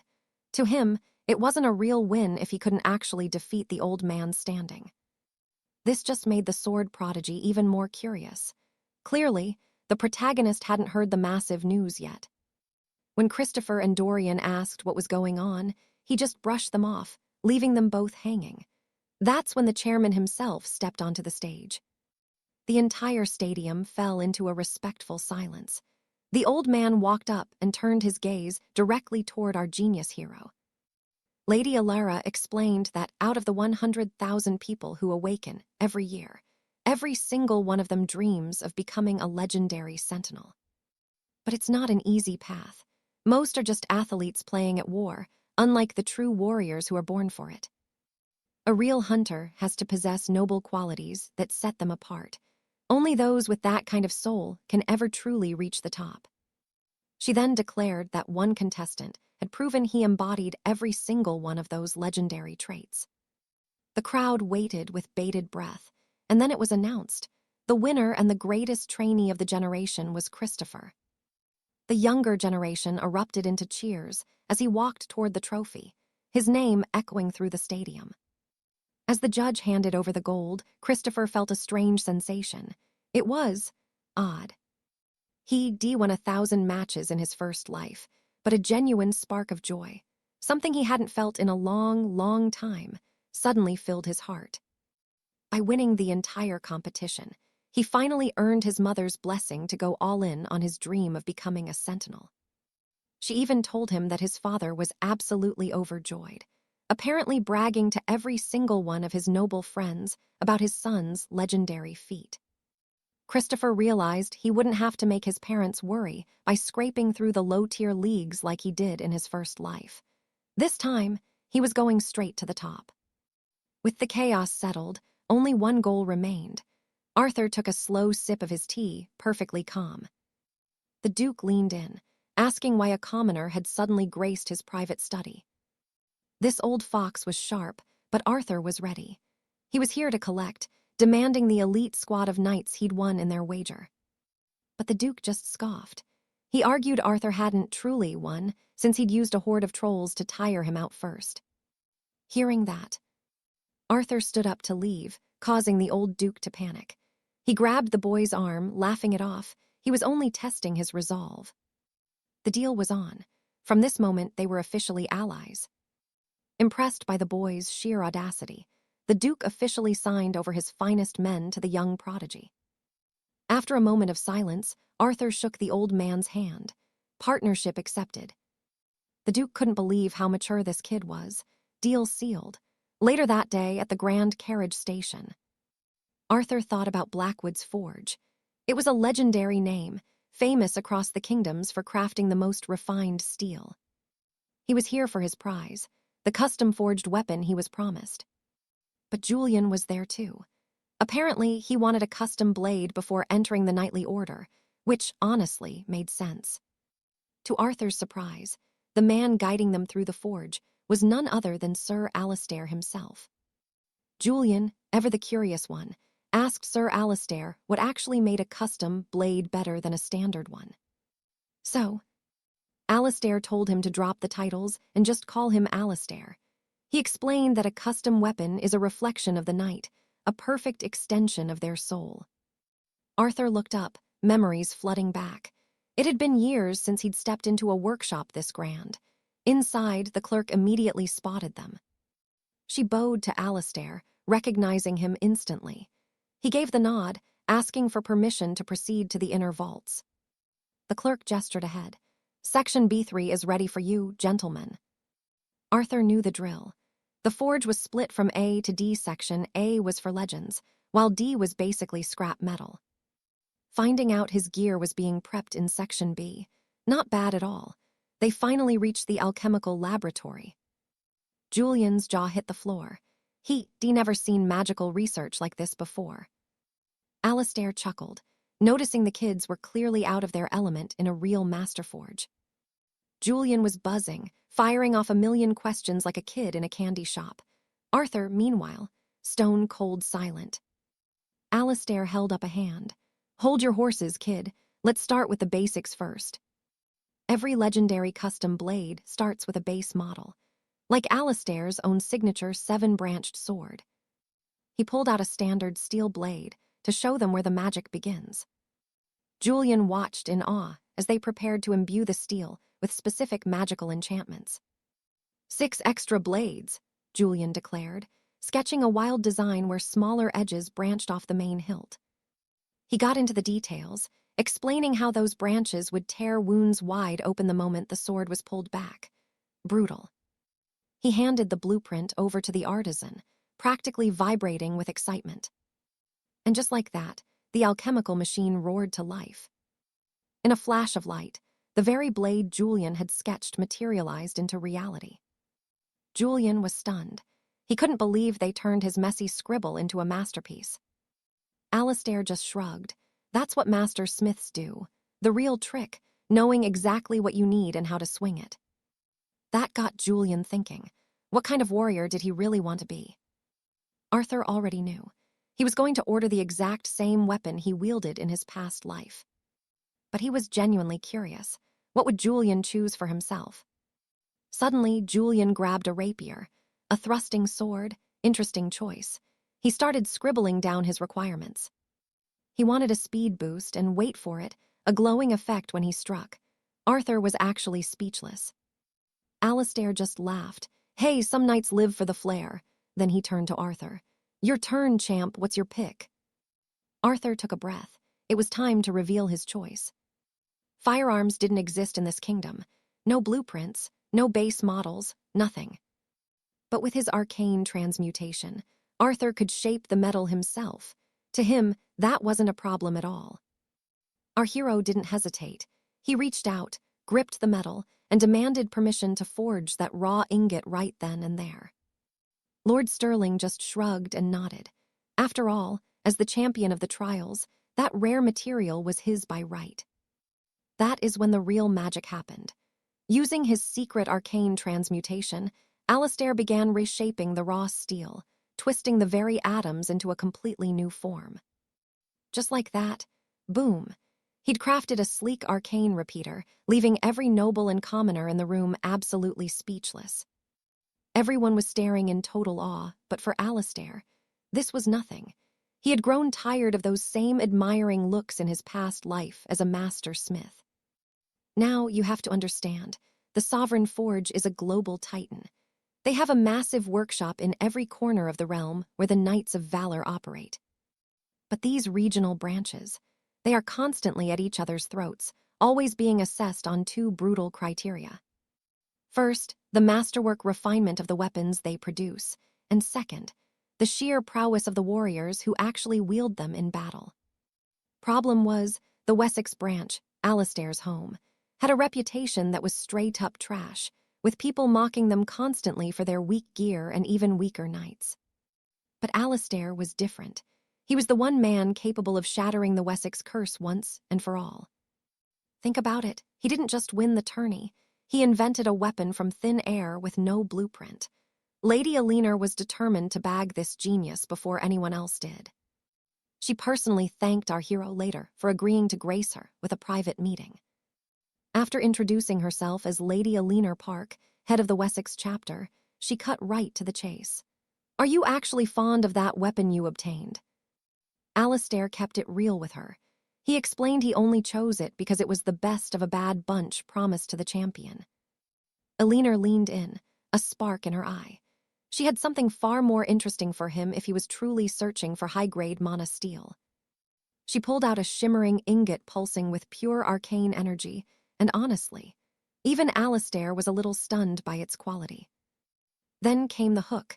The head of the branch claimed she would give him this legendary metal for absolutely nothing. 0 gold. Naturally, he was interested. Alina's goal? She wanted him to forge his masterpiece with it and earn fame. ideally bringing her workshop along for the ride. But here was the catch: she expected him to work exclusively for their forge, using his transmutation to churn out revolutionary gear. It was a tempting offer, for sure. Alistair admitted the proposal had merit, but he had one non-negotiable demand. He would sign every single weapon he designed. Upon hearing this, the room went cold. Lady Alina was floored. This young man had seen right through her scheme. He knew exactly what she was playing at. She knew that if he used her ingot without his own mark, the public would assume the forge's masters had created it, not him. Alina had planned to milk his talent to release an entire 𝒆𝒊𝒎𝒃𝒂 collection and claim all the credit for the workshop. So she got blunt. She told Alistair he would have to sign a secret contract and work in the shadows without ever revealing his name to the masses. Alistair didn't even blink. He simply stated that if those were her terms, he would just take his skills to the main branch in the capital instead. That hit a nerve. Alina was fuming, but she couldn't let him walk away. Fine, what are your real terms? This was the moment. Alistair finally had the chance to impose his own conditions, demanding a full sponsorship that Alina found bizarre since he already had his weapon. But in the end, she didn't have a choice. She caved and accepted the sponsorship deal he desired. That's when he clarified the trap. The Wessex branch would be sponsoring a specific team he intended to join, the Crimson Ravens. Alina was absolutely livid. She was being blackmailed into backing one of the weakest, most pathetic teams in the entire 3rd Division. Pick literally anyone else, she pleaded. Any team more suited for a workshop of our prestige. Alistair just shrugged. Impossible, he replied. I've already signed the papers. Alina was left staring at him in total disbelief. She tried to argue that sponsoring losers would tank their brand, but Alistair reminded her that life isn't always fair. Besides, he pointed out that he would be crafting weapons exclusively for her Wessex branch in exchange. After a long, tense silence, the head of the branch finally yielded. She'd send an envoy to the Ravens to handle the sponsorship details. Just like that, our boy had forced the leader of a distinguished company into a deal that seemed absolutely impossible. Later that day, Alistair arrived at the stadium. Looking at the scattering of people in the seats, he realized just how small the crowds were for these bottom-tier matches. The upcoming battle was a clash between the Iron Shields and his future squad, the Crimson Ravens. Alistair figured the Ravens might actually pull off a win. After all, it was a battle for the bottom, rank 9 versus rank 10. The commentator began screaming about how the Ravens couldn't afford to lose. As the magical lights flared, Alistair thought about how lower-tier matches usually happen in simulations. Unlike the 1st Division, which braves real-life forbidden labyrinths, the lower leagues use magical VR to avoid any serious injuries. You'd think they'd be brave since they were safe, but to Alistair's shock, the players looked absolutely terrified and were running for their lives. After watching the battle, Alistair was just stunned. The performance he'd just witnessed was beyond pathetic. A very disappointed Alistair had only come here to find potential recruits within the Ravens, but they'd lost the match in the most embarrassing way possible. Honestly, Christopher was absolutely floored when he heard that the Iron Guard hadn't won a single match the entire season, not one victory. He turned his head, staring at the record board that confirmed the ugly truth in plain ink. Right then, the weight of regret hit him hard. He couldn't believe he'd actually signed up for a squad this pathetic. He kept thinking he should have just joined a team with actual talent. Somewhere he could have easily stormed the 1st Division later on. But he took a deep breath, steadied his nerves, and threw that thought right out the window. No looking back now. Our hero was determined to see this through to the bitter end, and somehow find a way to fix this disaster. First order of business, though. He needed to fire every useless body in the building and pray he could find at least one recruit with real potential. Later that day, Christopher was left scratching his head because the team's headquarters turned out to be just a crumbling, ordinary townhouse. Then he remembered his first squad didn't have a sponsor either, so living in a regular house was pretty standard. He decided to give it a shot and since he had the entry code, he punched it in and stepped inside, only to be greeted by a massive shouting match over their latest embarrassing loss. It was a total circus. The players were screaming and blaming one another, while the team captain desperately tried to keep the peace. Christopher just watched. Honestly, with how poorly they were performing, these kinds of blow-ups were bound to happen.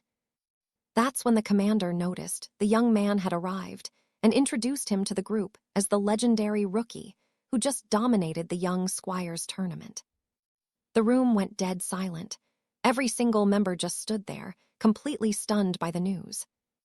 Then Christopher praised them for their performance, calling it utterly and completely miserable. Needless to say, they were shocked. One of the knights blew a fuse at the insult and barked that the kid should show some respect to professional fighters like them. But Christopher just doubled down. He openly mocked the man for getting so offended by the truth.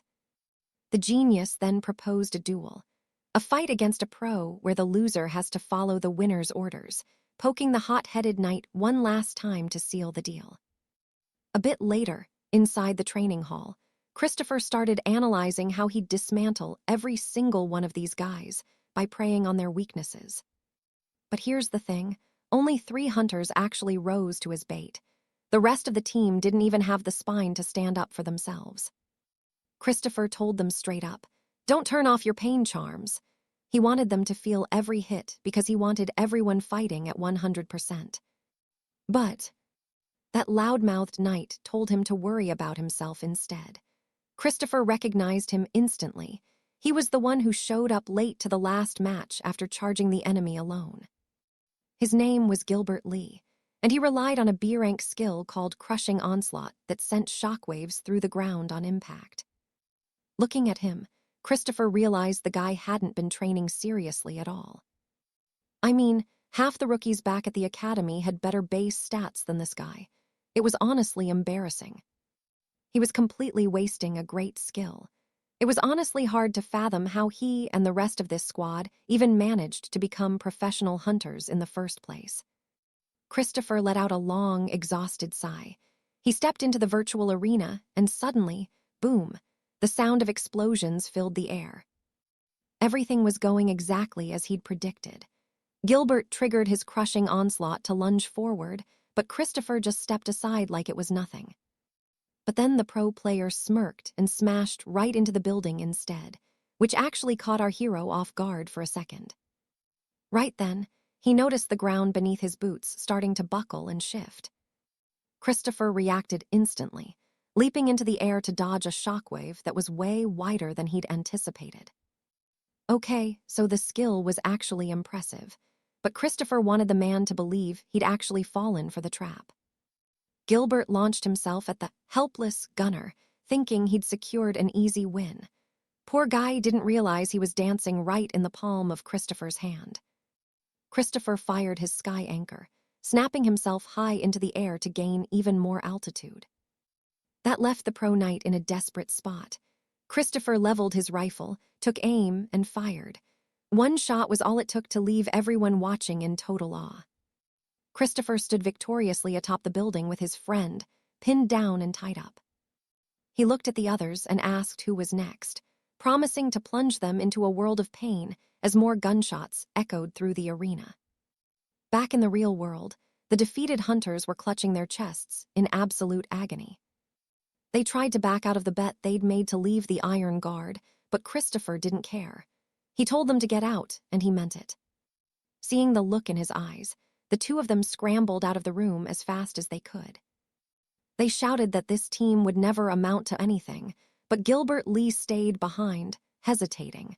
Christopher stepped forward to kick him out too.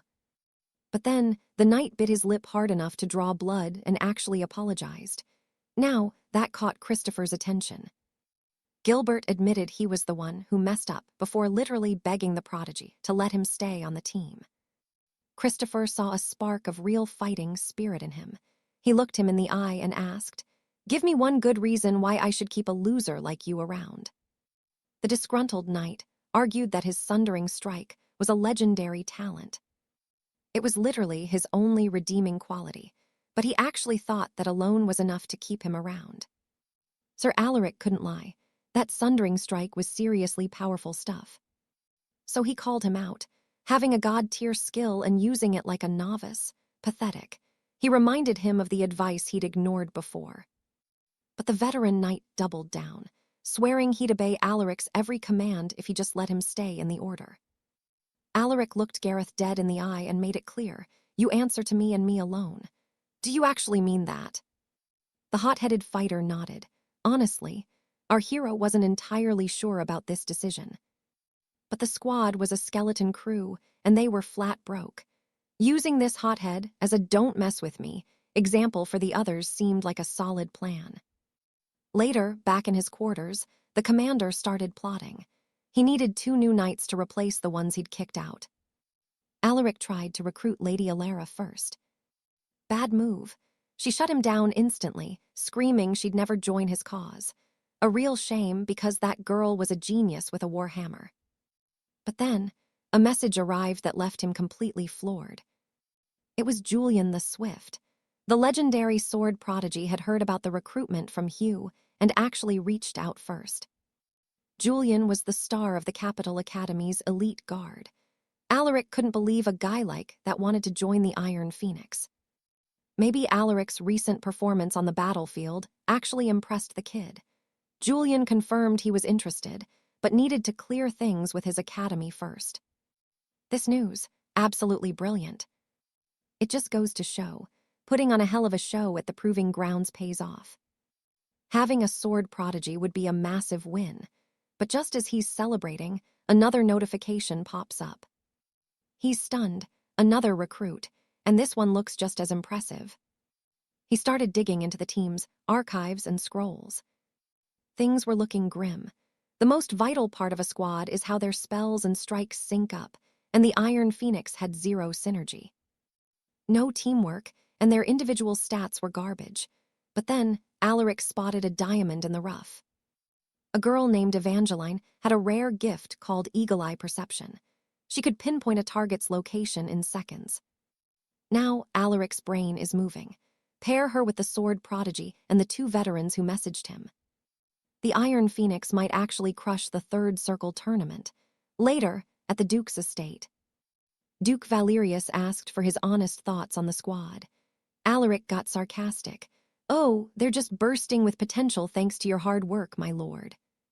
That was a dig at Lord Silas for being an absolutely terrible manager. The old Duke changed the subject, shocked that Alaric had already secured the backing of the Royal Forge. Then the Duke asked the big question, "What kind of army are you trying to build here?" Alaric laid it out. Concept 1, the one-man army where the whole team just hides behind him. The Duke nodded. That's exactly what everyone expected. But a one-trick pony always gets slaughtered eventually. Which is why Alaric revealed his secret project, a volatile, explosive strategy that would change everything once it was ready. The old man was stunned. He decided to just step back and let the young commander handle things. The Duke didn't waste any more time. He handed over the legal scrolls, making Alaric the official sovereign of the Iron Phoenix. But wait. As Alaric was leaving, the Duke dropped a bomb. The season was over, and there was a grand council meeting tomorrow. As the new sovereign, Alaric had to represent the team. Alaric thought about it for a second and agreed. He had his own reasons for wanting to be there.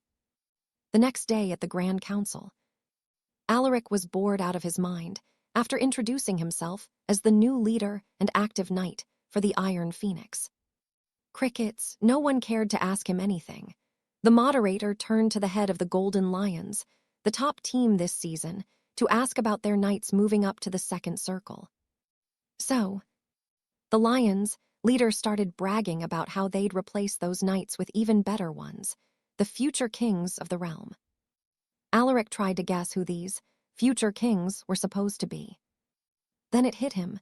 He recognized that face. It was none other than the treacherous Lord Malachi. This man, he was the future commander of the first-tier guards, the very one who forced our hero to awaken his true potential far too early. Yet here he was, captaining in the dregs of the low leagues. His name was Sir Alistair, according to the Master of Ceremonies at the Grand Council. Alistair was rumored to be training a secret knight, so he asked the captain if this young squire would be appearing in the next tournament season. But the captain played it cool, explaining that they couldn't give a final answer just yet. Our hero, Christopher, realized the sword prodigy was destined to join this very house. Then, he turned to the room and announced that House Raven had a new Lord Protector. With that, the boy stepped forward and presented himself as the new Lord of House Raven. The host was stunned, the first young squire to serve as both active knight and lord at the same time, before asking if he really thought he could fix House Raven, since they'd lost every single duel this season. The interviewer pressed our hero to reveal some of his grand plans. Christopher explained he'd be purging the weak knights while acting as both the commander and a frontline warrior. And just as he was about to name their royal sponsors, he was rudely cut off by the host, who moved right along to the next person, acting like the young lord didn't even exist. Christopher stood his ground, firm that he wasn't finished, leaving the annoyed host with no choice but to let him speak. And so, Christopher declared that, after watching the third-tier duels, he hadn't seen a single house that was actually competent. This sent an icy silence through the entire chamber. Sir Leonard was absolutely livid at the claim. But Christopher just challenged the elite coaches to be ready, because he was coming to defeat them all, pointing right at Leonard and promising a scandal when the weakest house crushed the top-ranked elite. With that, he finished his provocations, knowing he'd soon prove his worth on the battlefield. Back at the manor, the door finally opened. Christopher was relieved to see Julian, Dorian, and Hans finally standing at his doorstep. Stepping inside, the blonde one, Hans, scoffed that the grand headquarters was just a simple house. Christopher told him it was all they could afford for now, though he'd already predicted that Dorian would be the first to reach out. However, seeing Silas the mage, there was a genuine surprise. Silas noticed the young lord watching him. He asked if something was wrong, but Christopher just gave a big, satisfied smile and said everything was perfect. After taking a good look at the cramped barracks, Hans grumbled that even for a beginner house, he didn't expect it to be this pathetic. Julian admitted he only signed the scrolls because the hero promised to transfer him to a prestigious house after boosting his reputation later on. But Christopher reassured them. He had a master plan in mind, otherwise he wouldn't have called the strongest blades in the region to join his cause. He told them to expect great things, but the three young men still had their doubts. Inside a steward's office, Baron Choi of House Sterling was left particularly annoyed. Thinking about how his knights had plenty of skill, but had forgotten the taste of anything but defeat. Just as he was searching for a solution, a messenger arrived from the Raven captain asking for a friendly duel, and since it was the off-season, the knights were expected to accept. The Baron realized this was exactly what he needed. The only way to break the cycle of despair was to finally secure a victory. He immediately contacted the Raven captain to arrange the duel, demanding they fix a date for the encounter. The knights were confused about this off-season duel, since they usually didn't draw steel outside of the grand tournaments. They started mocking how House Raven's new lord had badmouthed the royal guards, which they found hilarious, since they were sure Raven would lose even to them. When the date of the duel finally arrived, the captain asked Christopher if he was truly sure about his decision. Since the young lord had only just met the veteran members, and the new recruits needed time to bond. He argued they didn't even have enough knights to run a proper 7-on-7 practice match, but when he tried to push further, Christopher explained that they had to take a stand to save this hopeless house, leaving the old soldier intrigued, but still uncertain. The boy explained that if they kept losing, they'd stay in last place forever, and constant defeat leads to a despair that dulls a knight's edge. But he insisted that, when the hope for victory exists, the hearts of men become something entirely different. Christopher was determined to give House Raven that hope, believing his participation alone could turn the tide of the duel. With a confident smirk, he was ready to show them that they, too, could bask in the glory of victory. Shortly after, a man approached, asking if he should address him as Lord or Commander before introducing himself as the steward of House Sterling. As the two lords locked hands, Christopher could see it in the other man's eyes, pure, unfiltered arrogance. This guy was completely underestimating them. Time to move. The duel was finally about to begin. Christopher turned to his squad, checking their resolve. He made it crystal clear. He was taking point, and they were to follow his lead without question. Honestly, he had his doubts. Looking at his ragtag team of veterans and new recruits, he wondered if they could actually pull off his commands. But here's the thing. He was determined to prove they could win, even like this. He barked an order to Gilbert, sending him to the front line with one strict rule: hold that position no matter what happens. Then he looked at Jane. His instructions were simple: stay on his hip and move exactly when he moved. That's when Sir Dorian stepped up, demanding to know his role in the chaos. Christopher's plan for his friend was specific. Stay right in front of me, he told him, and don't let a single soul get close. Dorian was confused. Did he want him to just stand there? But Christopher just gave him a look. You'll see when the time comes. And just like that, the horn sounded. The two houses appeared at opposite ends of the battlefield, ready for blood. The High Captain of House Raven immediately recognized the terrain, the High Crown Bridge. It was a narrow, brutal map that left absolutely no room for clever tricks. In a place like this, it all comes down to the lineup. That's exactly why the captain had chosen it. Someone whispered to the captain about how solid Christopher's formation looked, but he just scoffed. It's all for show, he muttered, convinced it would shatter the moment they actually started moving. That was the plan, anyway. But as he watched, the captain couldn't help but notice something: that vanguard. It looked terrifyingly sturdy. His men asked if the hero had trained them himself, but the captain just narrowed his eyes. We were about to find out. Suddenly, movement. Christopher fired his airhook, soaring into the sky. The enemy team laughed. He was a sitting duck up there. The captain smirked.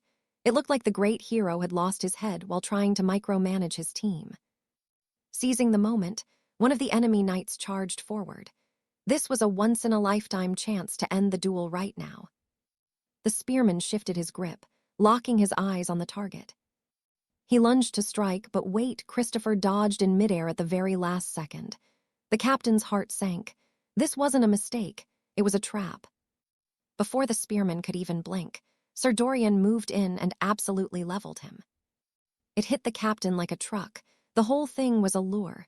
He couldn't believe it. Who puts their most vital master archer in direct danger just to bait an opening? But Christopher wasn't done. He leveled his heavy crossbow, and the air began to hum. Panic set in. The enemy tank scrambled to hide his men, sensing the sheer power gathering in that weapon. You see, Christopher could turn raw mana into devastating bolts. Boom! The enemy's frontline shield didn't just break. It shattered into a million pieces, sending a massive shockwave across the bridge. Match over. A total, crushing victory for House Peer. The High Captain was left standing there, completely baffled at how his team was wiped out in the blink of an eye. Meanwhile, back at the castle keep, Gilbert was still reeling from what he'd just seen. He couldn't wrap his head around why a leader would ever use themselves as bait. And yet the results didn't lie. They D1. He looked at Christopher with newfound respect, as the rest of the team celebrated their victory, laughing and shouting. Our hero just watched them with a quiet smile, but then Gilbert approached him, still looking for answers. How, he asked, how did you make that work? Christopher smiled. Tell me, he said, what's the most important thing in a formation fight? Gilbert didn't hesitate, keeping the line from breaking. Correct, Christopher nodded. Now, how do you break the enemy's line? Gilbert went silent. He didn't have an answer for that one. The solution was simple. You either force them to break it themselves, Christopher explained, or you hit them with so much power they have no choice. Gilbert was stunned. It sounded so basic, yet he'd never even considered it. Christopher called it the pivot technique. Bait them into an aggressive stance, then catch them while they're caught between attacking and defending. Finally, it clicked. That's why the leader had left himself wide open. He wasn't being reckless, he was being a hunter. Just then, the young prodigy, Hans, walked up. Christopher noticed Gilbert's shocked expression and just chuckled. "The best answers," Christopher said, "are always the ones that are simple and undeniable." Hans was impressed. He figured the team must have spent weeks practicing that level of synchronization before he arrived. But Christopher just shook his head. "No training," he admitted. "I just picked a lineup that worked."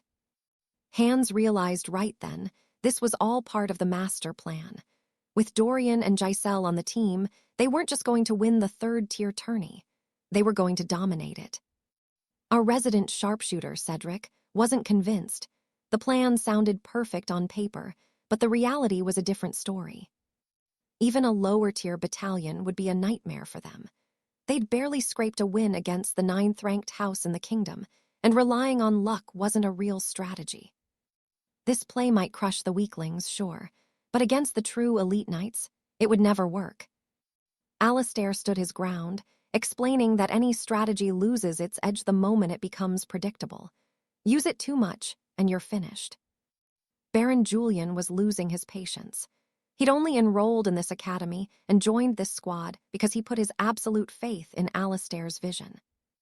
Our hero remembered the deal. Julian was the only one who stepped up when the team was nothing. The promise was simple: raise their noble standing, and he'd get his reward. Alistair would help him transfer into a prestigious knightly order to save his struggling career. That was the bargain. He looked at his teammates. They needed a new way to fight, something the other noble houses would never see coming. But the gravity wielder scoffed, noting the team was broke and lacked any high-tier magic. Then it happened. Our hero cracked a smile. "Who needs spells when you have assets?" He left his teammates standing there, completely stunned. Julian's jaw dropped as Alistair pulled out a mana-charged explosive. An arcane bomber. Seriously. This was the new meta. Alistair declared that Cedric was about to become the kingdom's first specialized mana-bomber expert. Later in the training grounds, the sword prodigy Tristan was reeling. The task? He was being asked to levitate dozens of blades at once. The captain walked up, casual as ever, asking if there were any issues with the new training program. The young knight didn't deny the challenge, but he was honest. Controlling that many swords was nearly impossible, even for a prodigy. To most, it made sense. Focus on a few blades to keep your strikes lethal. Concentration was everything in sword telekinesis.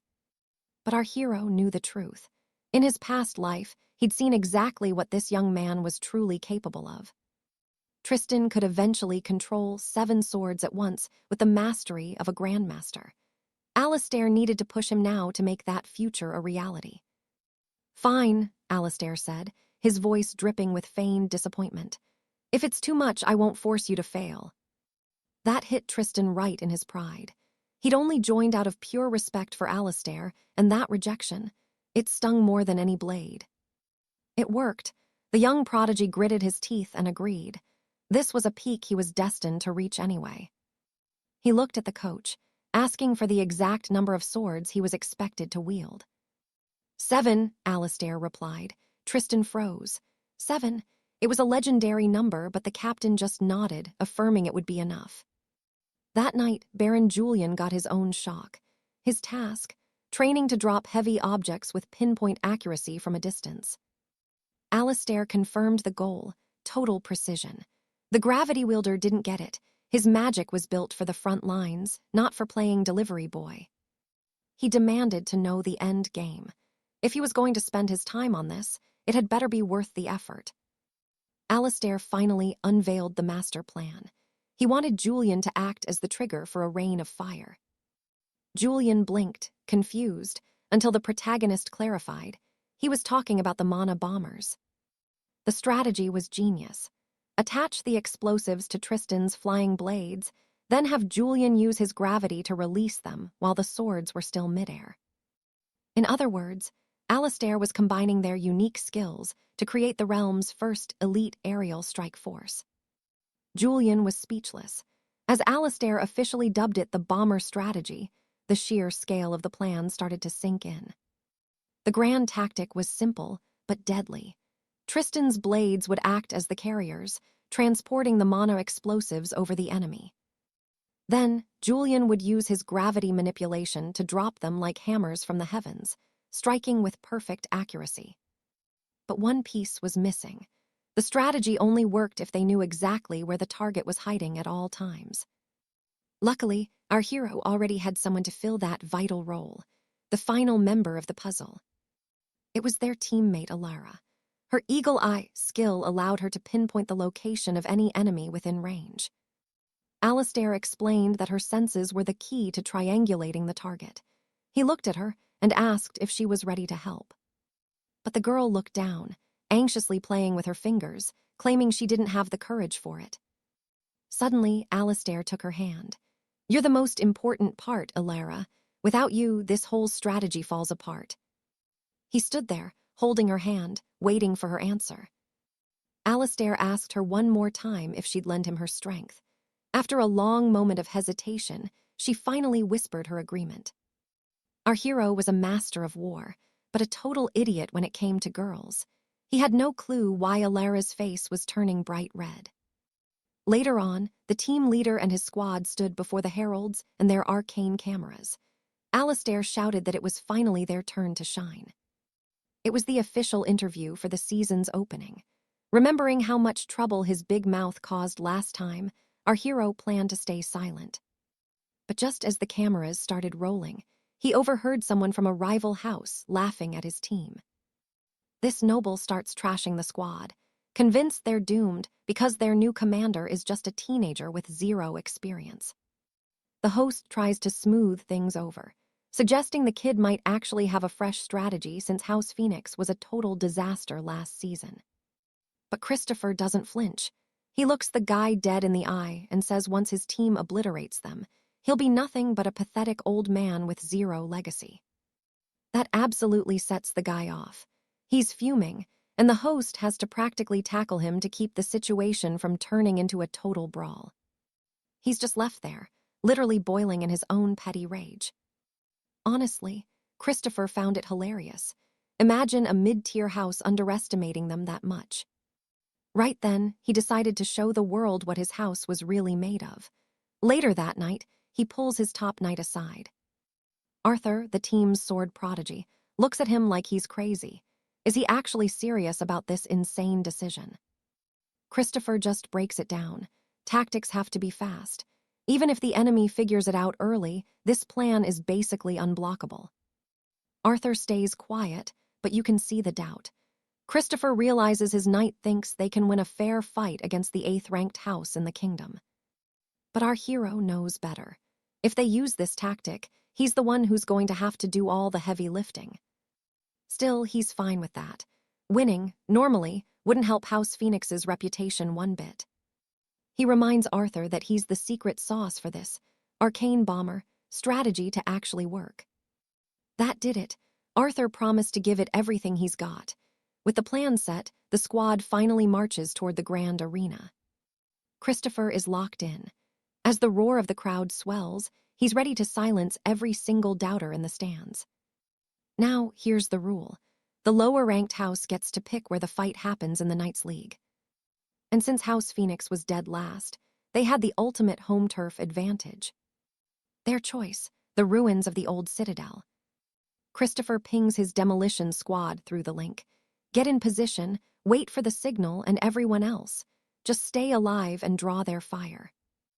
Lady Alara checks in. She's made it to her vantage point. She's perched high in a tower on the far eastern edge of the map, hiding out in an old scribe's office. Then she taps into her eagle eye skill.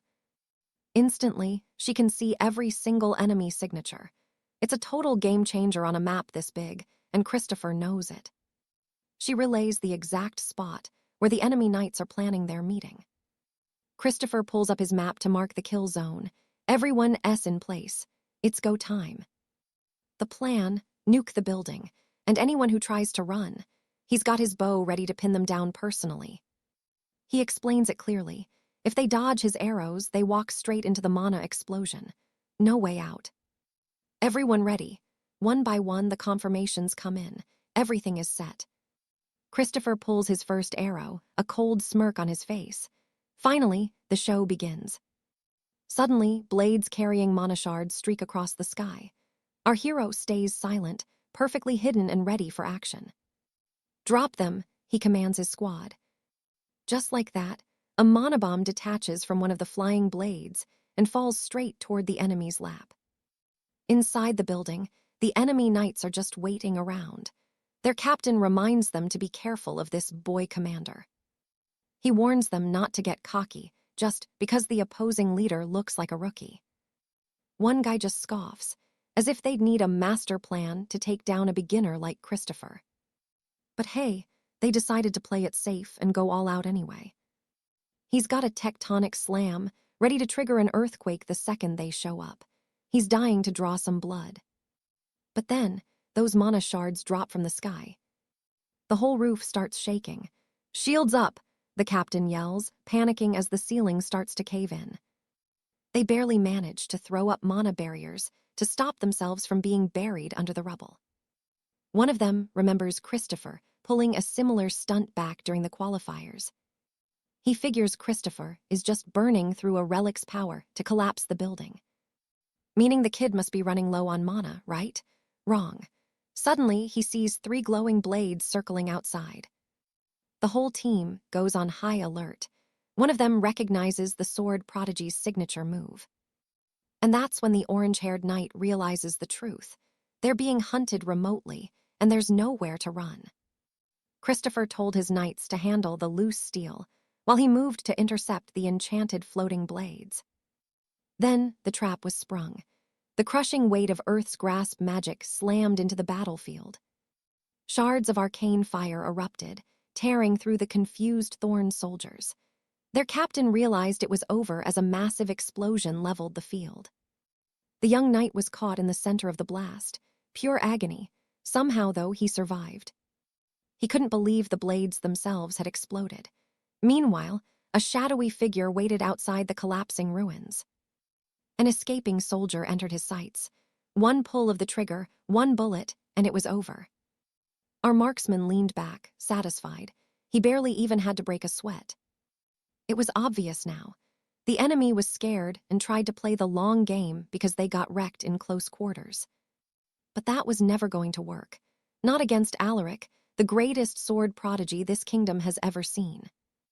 Looking at the carnage, our hero knew it was over. Victory was practically guaranteed. Total slaughter. House Thorn was crushed. Lord Julian watched the mirrors, baffled by a strategy he'd never seen in all his years. As the head of the first-tier royal vanguard, he didn't expect to see this kind of genius in the minor leagues. He turned to his aide. "Is this the kid who caused that stir at the Tier 3 trials?" "That's the one," the aide confirmed. "Turns out his bite is even deadlier than his bark." Julian was impressed, seriously impressed. He asked why they hadn't snatched up this Christopher yet. But his colleague just shook his head. They tried, but he was already locked in with House Pendragon. He'd turned down every mountain of gold they offered without a second thought. Talk about loyalty. "Regret is for the weak," Julian snapped. "Contact the second-tier team. I want eyes on that marksman." Back at the Pendragon victory camp, the mood was wild. The young knights couldn't believe they'd actually pulled off a win. Even the stoic Lady Julia looked genuinely floored. Christopher kept it cool. "Don't lose your heads over one win," he told them. "Wait for the interview." He called it. Alaric was named champion of the match. The heralds swarmed him immediately. The herald asked how a team that was last in the standings could suddenly dominate like this. Alaric just shrugged. "I just followed my captain's orders. He told me exactly what to do." The prodigy said it again, loud and clear. He was just a weapon in Christopher's hands. The capital was buzzing. The commoners and nobles alike were losing their minds over the strategy. They were comparing it to high-level military maneuvers used by the king's own generals. Then Alaric dropped the bomb. Their captain had mapped out the whole thing perfectly. He had nothing but pure respect for the guy. Christopher was dying of embarrassment. Seriously, his MVP moment, and he's making it all about me. Cedric laughed, saying Chris looked like a cult leader. And then, Someone actually agreed. The rest of the team nodded along. "The captain deserves to be worshipped," they joked. Christopher was done. "Guys, seriously, stop with the titles. You're my seniors, it's weird." That left them feeling pretty awkward. Total embarrassment. He knew they were happy, though. A win like that meant everything to a struggling house. He was certain of one thing. House Pendragon was about to take over the third tier. Later, while slurping down some broth, Cedric spotted Christopher headed out on his day off.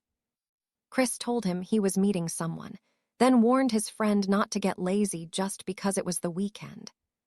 With a quick wave, our marksman left the swordsman behind. Cedric finished his meal and kicked back to watch the tournament mirrors. Meanwhile, outside the grand arena, a familiar face waved. It was Arthur, and Christopher headed over to greet him. Arthur told the boy he was just in time. Christopher asked if they could head in, and Arthur led the way. The roar of the crowd was deafening. Christopher took his seat, cool as a cucumber. Arthur asked if he'd been to many championship matches before, since he seemed so comfortable. Christopher just smiled. Funny, considering how many years he'd spent here in his past life. He just claimed he was a pro. Arthur wasn't totally convinced, but he was just happy the kid could make it. Arthur had that sinking feeling, work on his day off. It was peak hunting season, so he really should have seen it coming. He thanked Lord Alistair for the invite to watch Albion face off against the Eastern Empire, even though their kingdom usually got slaughtered in these matches. Our hero asked flat out if this beatdown was even worth watching, making Alistair sigh at just how brutally honest the boy was about his own country. Alistair argued that while the Empire was a powerhouse, Albion still brought some of their most elite first-rank knights to the field. Still, looking at the state of his homeland, Arthur couldn't help but feel a bit disgusted by the whole situation. Alistair insisted the national team wasn't weak, and that Arthur needed to witness this, because one day, he'd be the one fighting for Albion's honor and settling the score. Then came the real reason for the trip. The Lord wanted to introduce Arthur to an old friend from the eastern side. And just like that, the young archer finally realized the truth. Alistair genuinely believed in his potential. Fine then. He'd watch, analyze, and see exactly where his kingdom stood. The match wrapped up quickly, and Alistair signaled that it was time for them to make their move. It was a disaster. Albion lost, only managing to take down 2 Eastern knights, as Arthur pointed out the crushing defeat.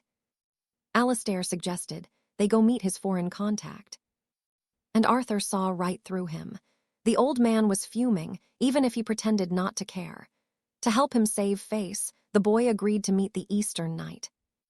Moments later, they were waiting in the wings until a legendary figure finally spotted them and waved.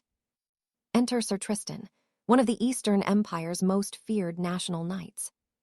The 2 old friends shared a quick hug, though Tristan immediately teased Alistair for not going to comfort his losing team first. Alistair just shrugged it off, calling the current generation a lost cause and claiming he was betting everything on the future instead. He then introduced Arthur to Tristan, who was known as the most aggressive and lethal marksman in the East. Alistair presented the boy as a promising talent who had only just stepped into the dangerous world of high-stakes hunting. The 2 of them locked eyes and shook hands. The Eastern legend scanned the young man intensely before asking Alistair if he could test the kid's mettle himself. Alistair didn't skip a beat. He told the knight to ask the boy directly. Arthur realized he didn't recognize Tristan's name from his past life, meaning the man likely retired early. He activated his all-seeing eye to check the knight's stats. The man's abilities were insane.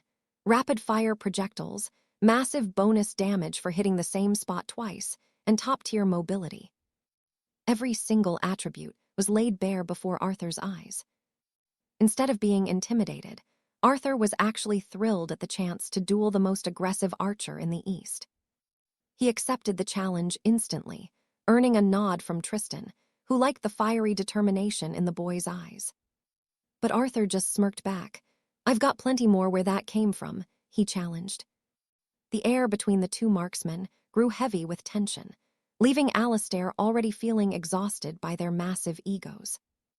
Elsewhere, a royal advisor in a sharp suit was losing it over Albion's loss, having assumed they were finally on par with the Empire. Captain Cedric tried to explain they'd improved. They almost got a third kill, but the advisor barked back that almost doesn't count. The man completely snapped at Cedric, screaming that they were losers despite having the best resources, and threatened to pull all funding. He stormed out, leaving Cedric alone with the director. Cedric turned to the director, asking if he'd scouted any real talent in the lower third-rank guilds lately. The director's mind immediately went to the prodigy swordsman he'd found, someone who wasn't even part of the official guilds. He realized a clash between a heavy weapon master, and that sword prodigy would be a spectacle fit for a first-rank stage. Then he started wondering about our hero, the one who had dominated the grand tournament. Albion was desperate, and they needed someone exactly like him to turn the tide. But he shook the thought away. They were just third-rank kids. No way they could handle the brutal demands of the elite leagues. Meanwhile, Arthur found himself in a private training hall with the two veteran knights. Alistair knew Tristan was looking for trouble. His friend was just as reckless as when they were teammates in the International Order. He warned Tristan to keep it civil. It was just a strength assessment, so he told him not to use his full power. Tristan just laughed, saying he knew he was up against a third-rank Albion boy and promised to go easy on him. But then our hero. He saw Alistair chuckling and flashed a confident grin of his own. That smirk set Tristan off instantly, making Alistair realize both these archers were going to be a nightmare to handle. And just like that, the curtain falls. Don't want to miss the next saga? Ring that bell and stay ready. See you soon in the grand archives of 𝒕𝒉.